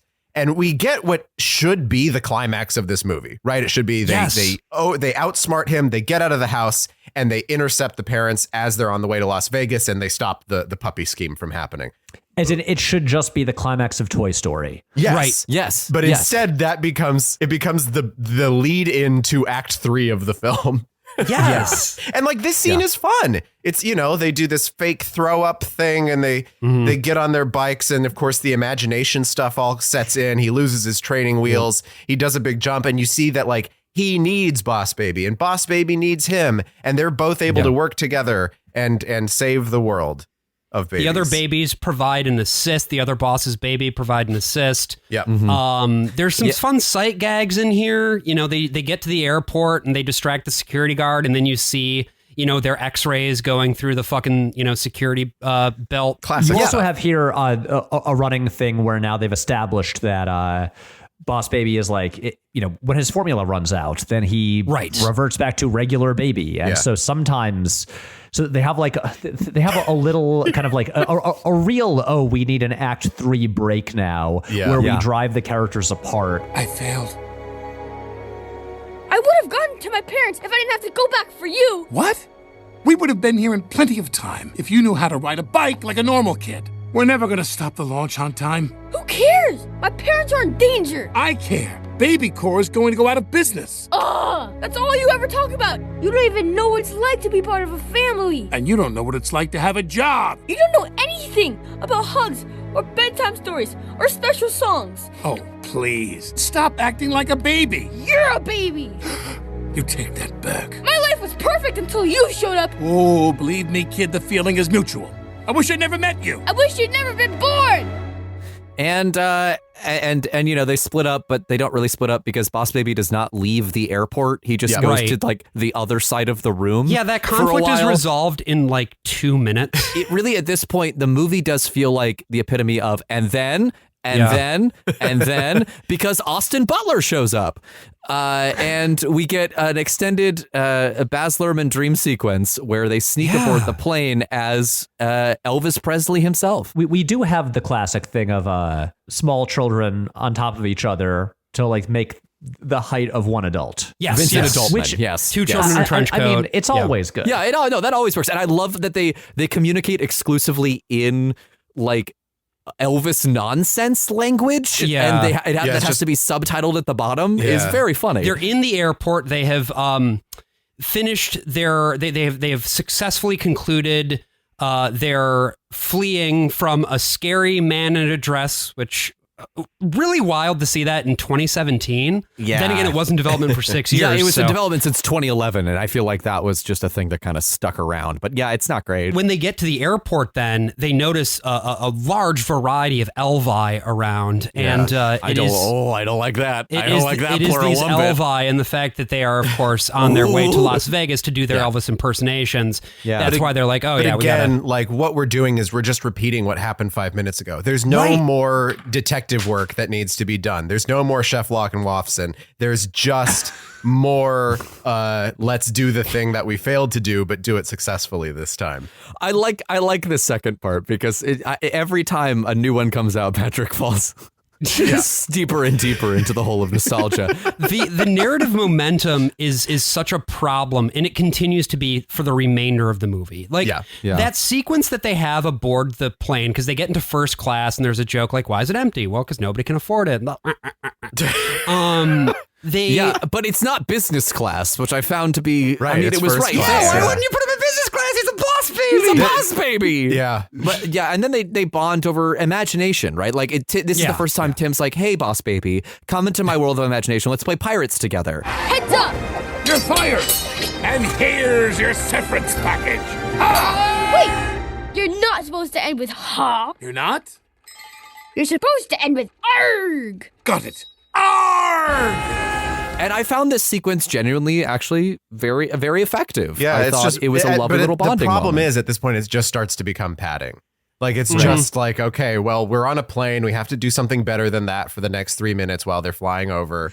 This also should have happened earlier. Yeah. That they have a time because the pirate thing ends up becoming important exactly. at the very end. Yeah. And this is also the first time that the two of them, that Timmy and Boss Baby, have done imaginative play together. Yeah. Which is funny because we kind of have that during the chase scene where there's the part where Timmy has to. Exactly. Also, again, to be clear, this is what literally happens.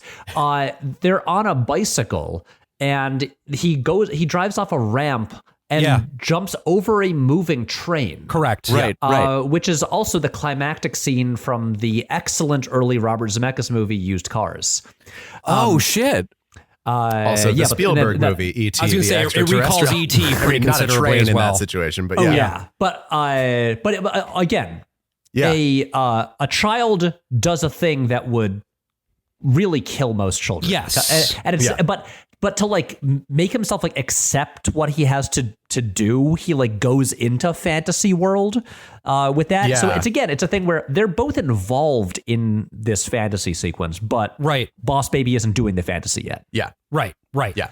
Whereas now, aboard the plane, he is. They need to teach somebody to walk the plank on a pirate ship. Yeah, I mean, sure. Again, all of this could have just been solved by just doing a whip smash over to Las Vegas.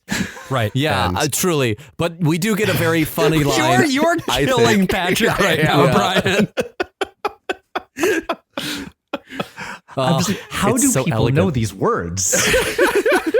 It's so elegantly done. My God. We do get a very funny line of "ladies and gentlemen, and those in coach, Las Vegas," and I thought that was very clever. Yes, it's probably I think the best bit of comedy writing in the whole screenplay. Yeah. But they land in Las Vegas. They manipulate a bunch of women on their bachelorette party to take them to the convention center by making it seem like they're they've got TB, I guess. Yeah, they do. They do kind of like Oliver Twist kind of thing, right? Like, hey, sir, can I have a free ride to the convention center? And they make it to the convention center where the big puppy con is happening. There are sea monkeys that are real in this universe, real animals that swim over. And it turns out we thought we had lost the Eugene, who is the bodyguard, but it turns out he's followed them to Las Vegas. As one of the Elvi. He is in disguise. Yes. Yeah, Eugene Meltzner. The chase begins anew, and they make their way towards the center where the big convention is happening, where the big unveiling of this dog is so we going get into to, we full get to effect. watch a fucking keynote presentation. This is what the kids love. We're gonna launch a brand new puppy in every continent, in every country. We're going to take over the world, one heart at a time. Again, you had this perfect climax. You had the thing with the train and the water and the bicycle and everything like that. And now it's like we are watching the plan get carried out now. We're watching But there's a like rocket now. Yeah, we're watching shit from a grown-up movie. But you don't get a rocket like doing fun rocket shit. It just sits there. It's just there. Yeah. You could have the rocket be like commencing liftoff procedures the entire time, but they that's could not be the stuck case. It's in just the rocket. there. They could resolve the situation That's true. in space. That's true. A lot of ways you could play this. Yeah. I mean, you could have just had the rocket launch happen back in wherever they start out, like in their hometown. Yeah, So why is it in Vegas? Right. You could have it be that they need to shoot the rocket down. They needed this to happen on uncommon grounds from the rest of the movie. I guess they just, Also, the thing is, this movie is the credits roll at, I believe, the 87-minute mark, and so I think this might have been a case where, like, maybe they originally pitched that where it happened earlier, and there's like, guys, we can't do a 70-minute movie. We can't. We gotta at least hit 80 minutes. Right. Yeah. And then they're like, let's just add a scene like where they're sitting on a plane for a little while, Right. and just chilling out. I mean, that has to be the explanation.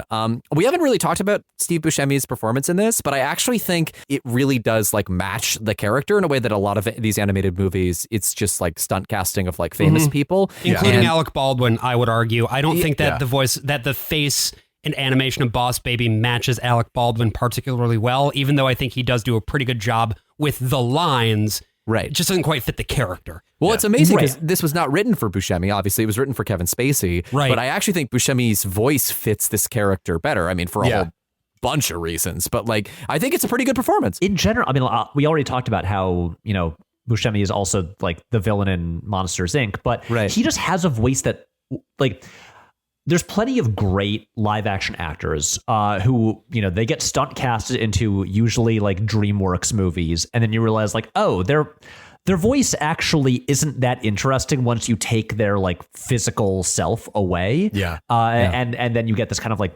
boring performance. And Buscemi fits so naturally into animation. And this character design like looks like he would sound like that. I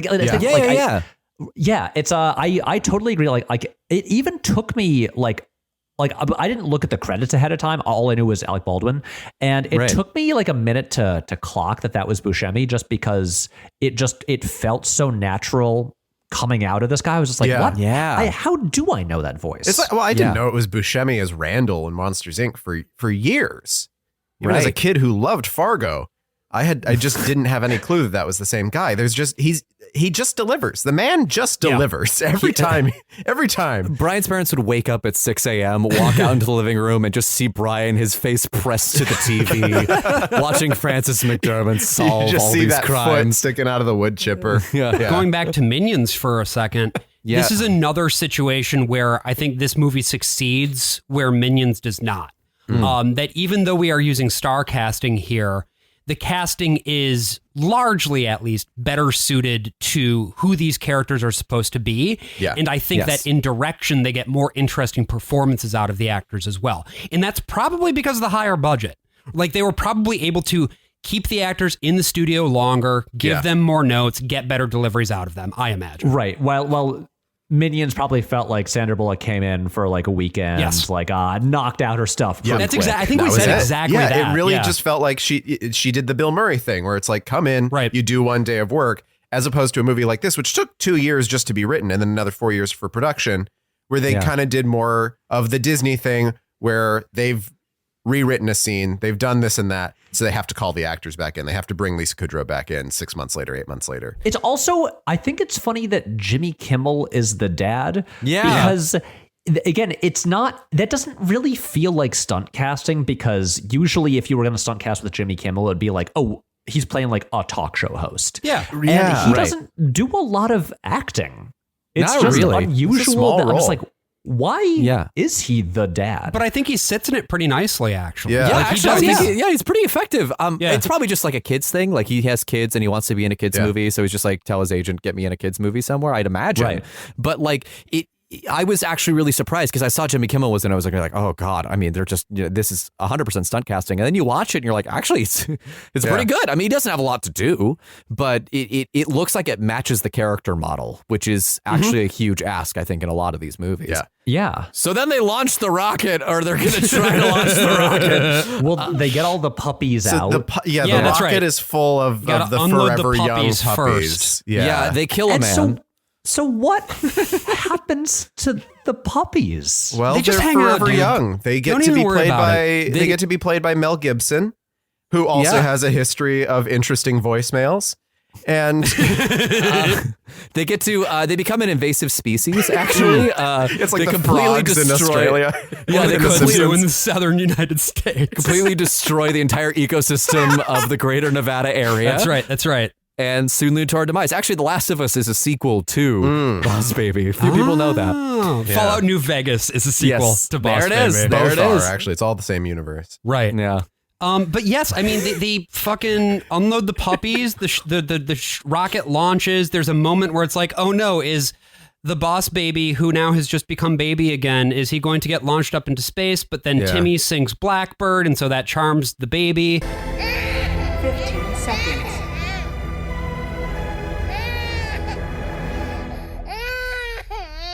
Blackbird singing in the dead of night. Take these broken wings and learn to fly.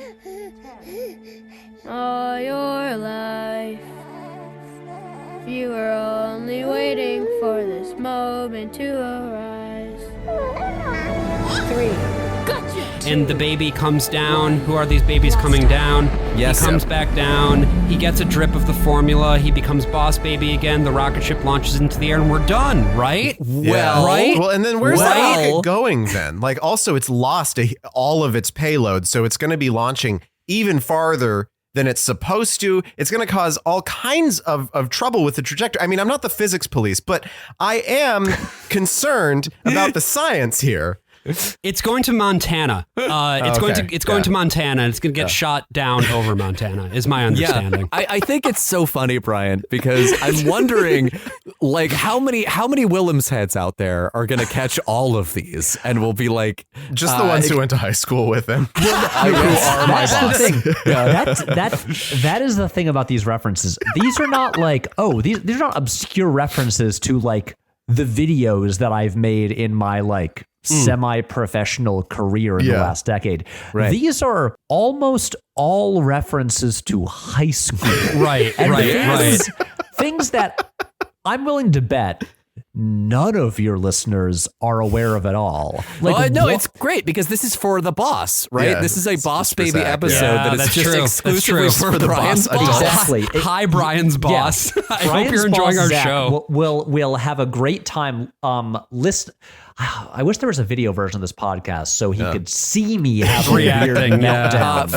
Francis gets thrown into a giant thing of formula and turns back into a baby, foreshadowing for Yeah, But he's a Francis huge baby Fukuyama now. has become an infant again, and every Yes. time you say Francis, my brain keeps wanting it to be Francis Fukuyama.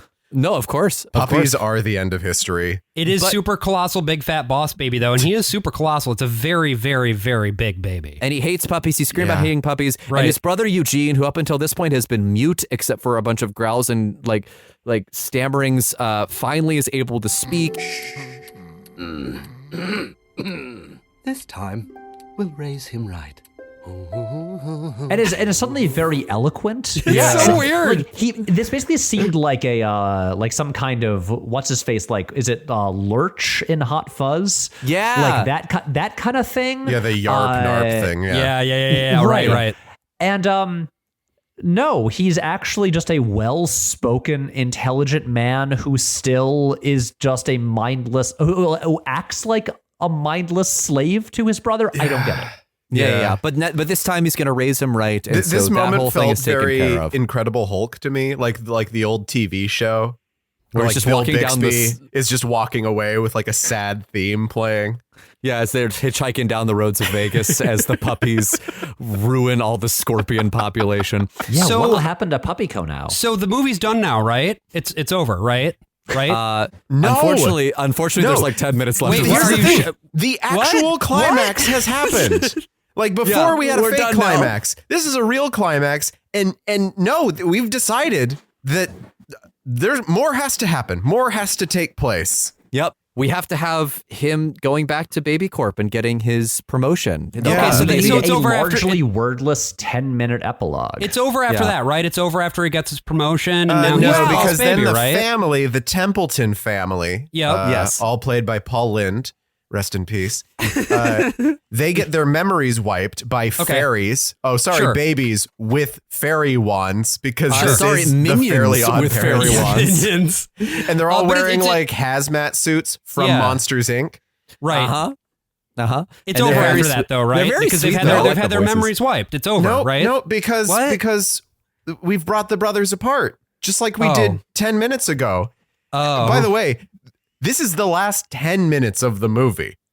Like Yeah. going from the climax to the credit roll is another 10 minutes. And the thing is, it does not feel like 10 minutes. It goes on forever. No, you want to Yeah. go home. I was home and I wanted to go home. I could not be more home than I currently was.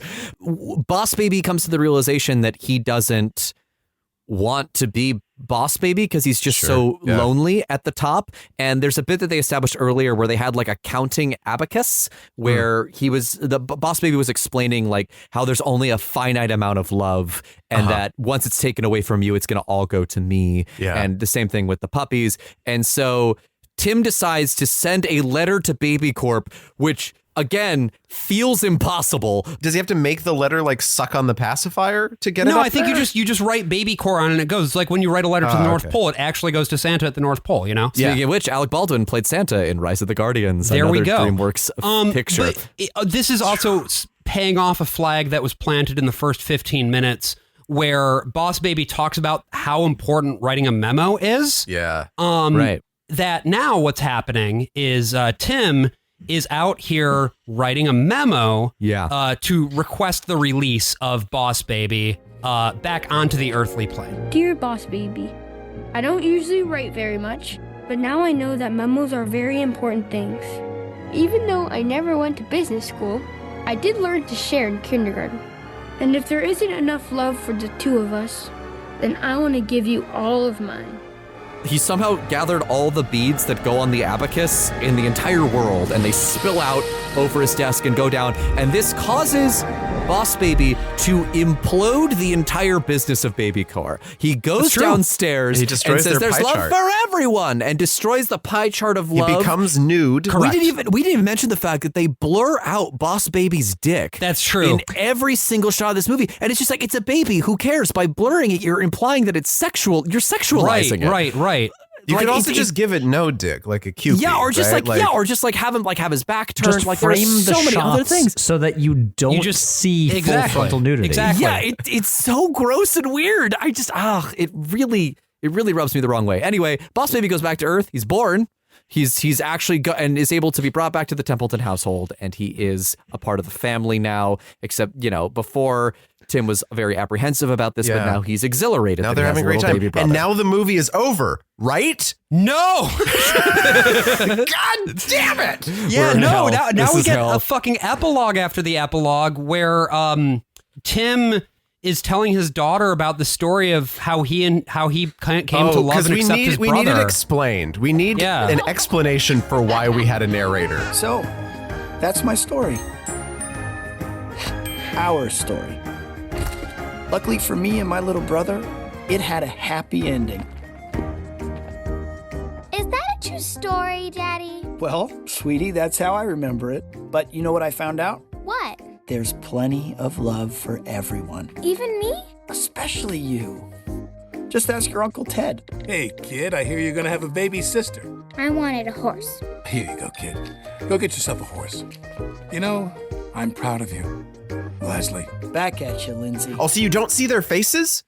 Yeah. Because this exists in a universe where you don't see adults' faces, except we've been doing that until now? I think they didn't want to commit to a design before the sequel, is my Maybe. guess. Also, maybe just imagining an adult version of Boss Baby would be too disturbing. Although you see this in the Patrick. sequel, don't you? Yeah, But they do it. Yeah, They do it, yeah. Google it right now and tell me your thoughts, because he's also in the TV show. Because there's two TV spinoffs of this, and in the first one he's just a baby again, and they've retconned everything that happened. And then in the sequel series that came out after Family Business, it opens with him being investigated by the FBI for Excuse me. embezzlement. Sorry. There are two different series. Yes, and also a Christmas special and also an interactive special. Netflix really God. went all in on Boss Baby. So stuff. there's Mandalorian and there's Andor for the Yes. Boss Baby. Yes, and then Yeah. also Book of Boba Fett. Yeah. It is a complete trifecta. Book of Boss Baby. The thing Fett. that you wouldn't expect is that the Boss Baby universe analog to the Mandalorian is actually the one that's really incisive and digs into capitalism and sort of its it's about effects. violent revolution. Yeah. Yeah, ultimately. The final reveal Then it's is over. Then the final reveal is that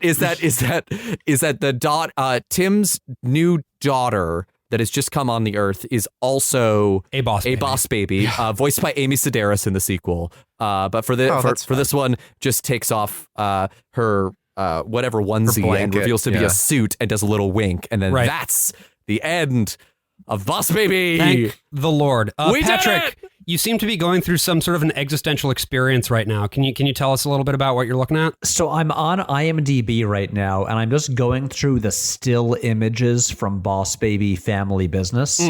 And every single shot of this involves characters I do not recognize. Yes. And there is so much happening. Yes. Like in this one picture, there's like a little boy with a mustache Yeah. who seems to be, A little, like a child with he's a like- mustache? yeah, he looks like a child with a mustache. He's like wearing a weird headband. Oh my God, there's so many new little like, There's they're not ninjas. babies. They're just small children. Patrick, after this, are you going to go watch Boss Baby Family Business? Are you have you been intrigued enough by this movie to pursue the sequel and future franchise of the Boss Baby? It's a thing where like I don't think I'll enjoy the sequel, but there is a part of me that wants to know what the fuck this is. Yeah. And so I'm not going to watch this tonight, but I could foresee some point in the future if I like, I don't know, my plans get canceled some night and I have the night free, and I'm just like, what if I drank a bottle of wine and watched Boss Baby Family Business and finally found out what this is? I could see that happening. Yeah, I don't know when.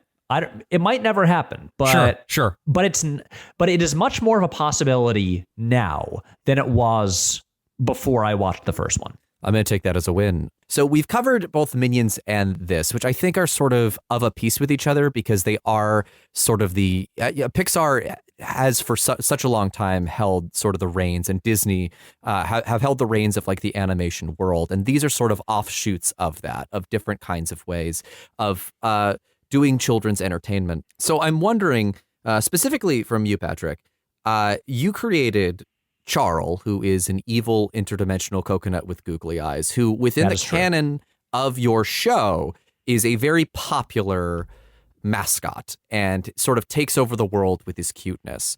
So why do you think Minions has caught on in a way that Boss Baby Fever just hasn't? Even though, as we've discussed, Boss Baby sort of has better animation and more of like a cohesive vision than perhaps a Minions. Okay, so granted, it's a funny thing where the Minions started out as like side characters in Despicable Me. Yes. And then people latched onto them and they came to basically like take over the franchise. Yeah. Right, So the only thing in that franchise I've seen is the movie Minions. Right. And I don't know if this is a hot take or not.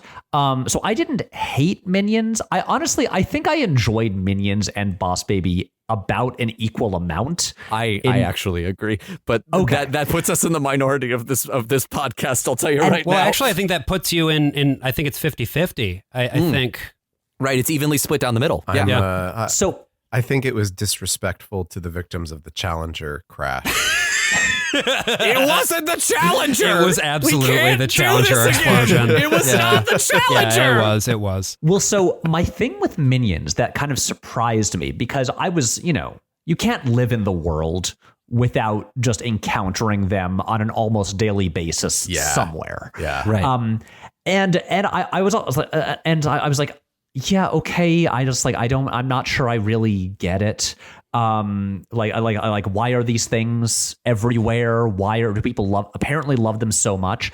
Yeah. Watching Minions, I finally kind of got it. So my big take on Minions, and I say this I'm not gonna go on and talk for half an hour here, but my very simple take is I found that in the movie Minions, whenever it involved like the human supervillain stuff, I did not care. I was not interested in human supervillains. I was bored. Yeah. When it was dealing with like hundreds or thousands of minions, like hordes of them, too many minions, I'm freaked out. I'm not into it.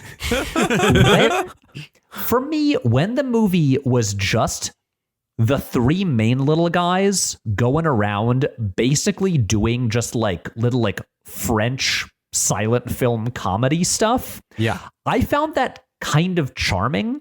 I agree. And I'm like, when it's just like these little guys who just speak in kind of like French-esque gibberish, when it's just them kind of like bumbling around and misunderstanding things and doing simple little physical comedy gags, I thought that was actually pretty okay. And I'm like, I get the appeal of Minions now. Mm-hmm. One of these little guys like saying like one word in a funny way and then like, I don't know, getting stuck in like a revolving door or whatever. I'm like, great. I get it.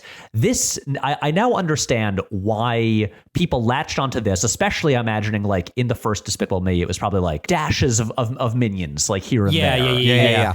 Correct. And and I totally understood how that was a thing that connected with people because it is I think the basic minion design is a pretty effective design. It is immediately recognizable.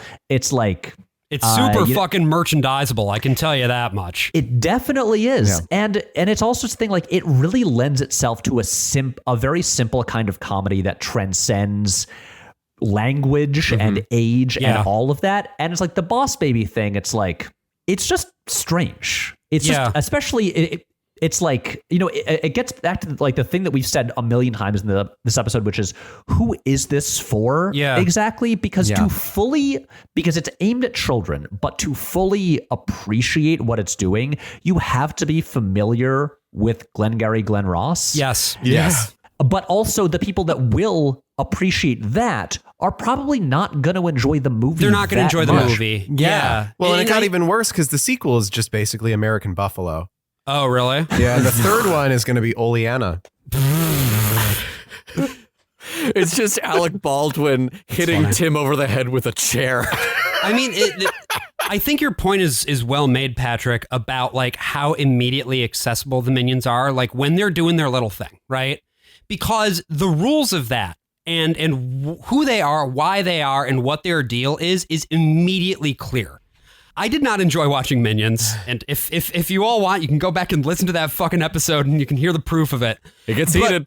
I never really had any questions about like what is the deal with these guys. Like we know what their deal is, and you might like what their deal is or not, but either way, they're there. They're immediately understandable. They're immediately accessible, and you can kind of like project whatever you want onto them because they are simultaneously very well defined and completely devoid of like a real inner life for the most part.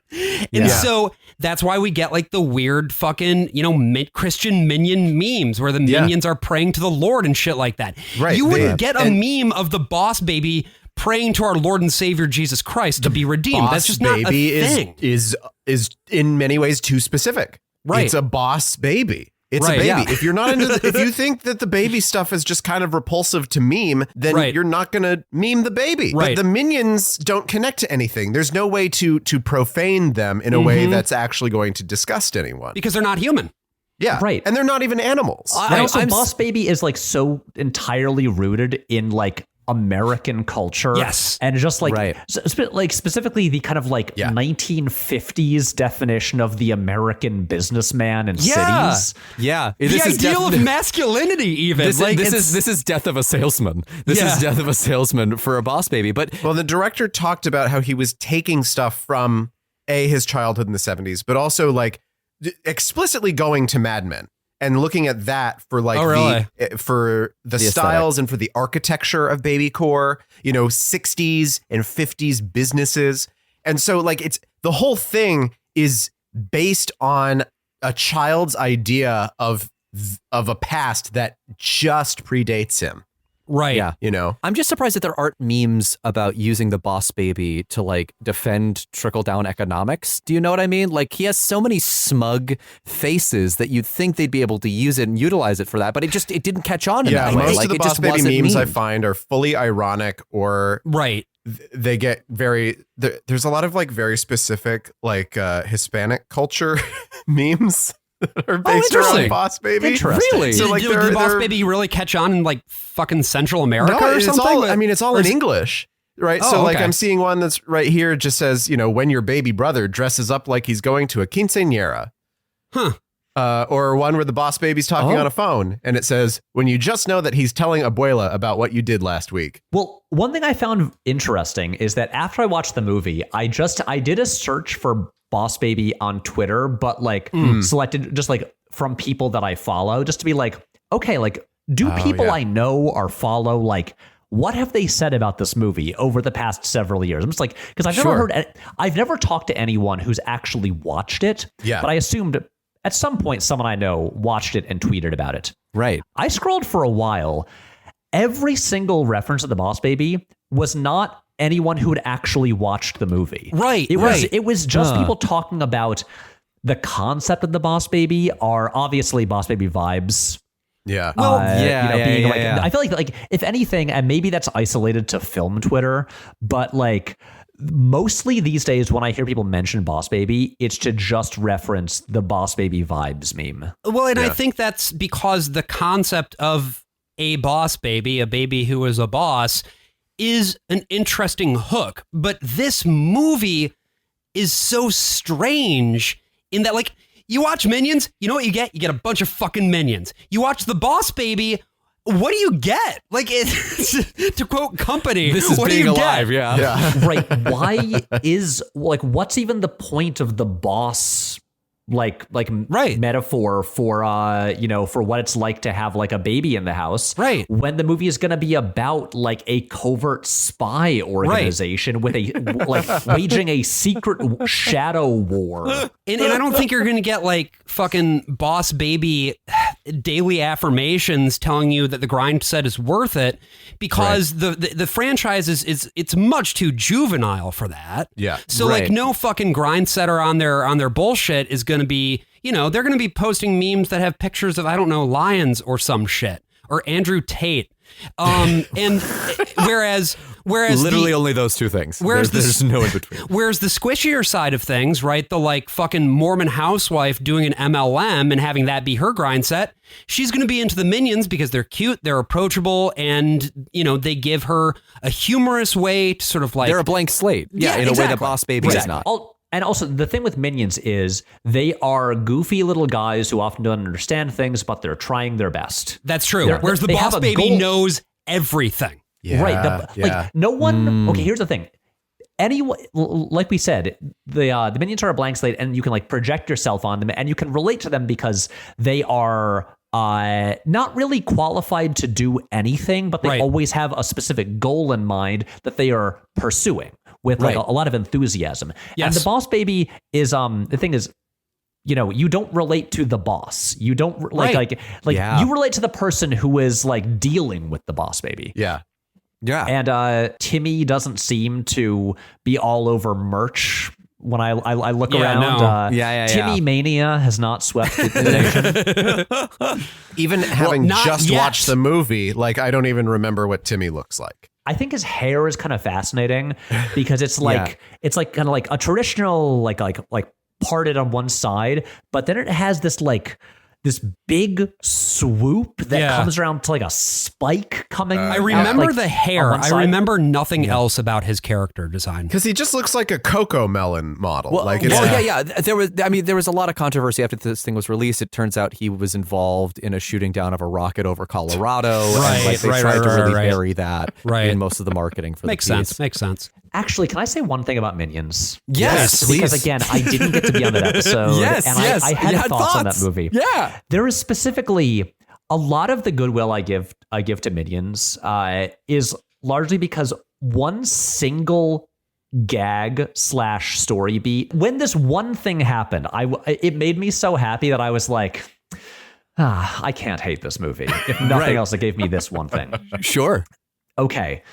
During the chase scene where they are trying to steal the Queen of England's crown, there's a part where one of the minions gets like flung off of a carriage into a park in the middle of London. And in that park is a rock that has Excalibur sticking out of it. And this minion just pulls the sword out of the stone. And apparently it is still law in the UK, where if you just pull the sword out of the stone, you are now the king of England. Right. And so suddenly the minions are the kings of England. And that just coming out of nowhere and like that felt to me like the perfect example of a like it is 2 a.m. in the writer's room and someone throws out the dumbest idea they have and everyone goes, wait a second. That's it. What if we actually did it? Yeah. And it suddenly steers the movie in like basically the opposite direction that it was going in. Yeah. And it made me laugh so hard that I was like, gotta get shout out to Brian Lynch, screenwriter of Minions, for coming up with that little masterpiece of a story beat. It's sort of like in The Simpsons, Terror Lake celebrates Hannibal crossing the Alps. It's just like a specific little thing that they just throw in there for the fun of it. Anyway, I'll do my plugs now, and I'll let us finish this episode off. Let's go. If you want more of me talking about movies, but over here they're more eloquent and smarter because I scripted all ahead of time. You can watch my videos over at youtube.com/Patrick H. Willems or on Nebula. And then you can watch the feature-length film I made called Night of the Coconut that does reference Minions multiple times. Yeah. So it's relevant. And AJ has a one-line role that is one of my favorite moments in the whole thing. I think I think it's incredible. That's very sweet of you, Patrick. I'm just so glad I'm canon. That's really the thing I'm most proud of is that I'm canon. You are. You 100% are. Anyway, the movie Night of the Coconut is also streaming on Nebula, and according to Letterboxd users, it is the second highest rated sci-fi movie of 2022. Wow! I definitely did not game the system. I heard yogurt was involved, or not involved, I should say. No, there was no yogurt involved. Who can say? You know what? I just think it was all done honestly and above board, and these are the facts. Great. That's how it is. So anyway, that's what I've got going on. And I'll tell you guys if I ever end up watching Boss Baby 2. Because please invite me. It might happen. We'll have a watch party. We'll all watch it together. And if you want more Worst of All Possible Worlds, we of course have a Patreon, patreon.com/worstofall. $5 gets you access to the premium episodes. $10 gets you access to Lads Cast, the unscripted, unedited shit show. So fucking check it out. Every month. Every month, no editing, no cutting, no censoring. That's right. Shit show. So I have one final question for you all before we part ways today. Who's the boss? It's Tony Danza. I'm the worst of all possible AJs. I'm the worst of all possible Brians. And I'm the worst of all possible Tony Danzas. See you next week.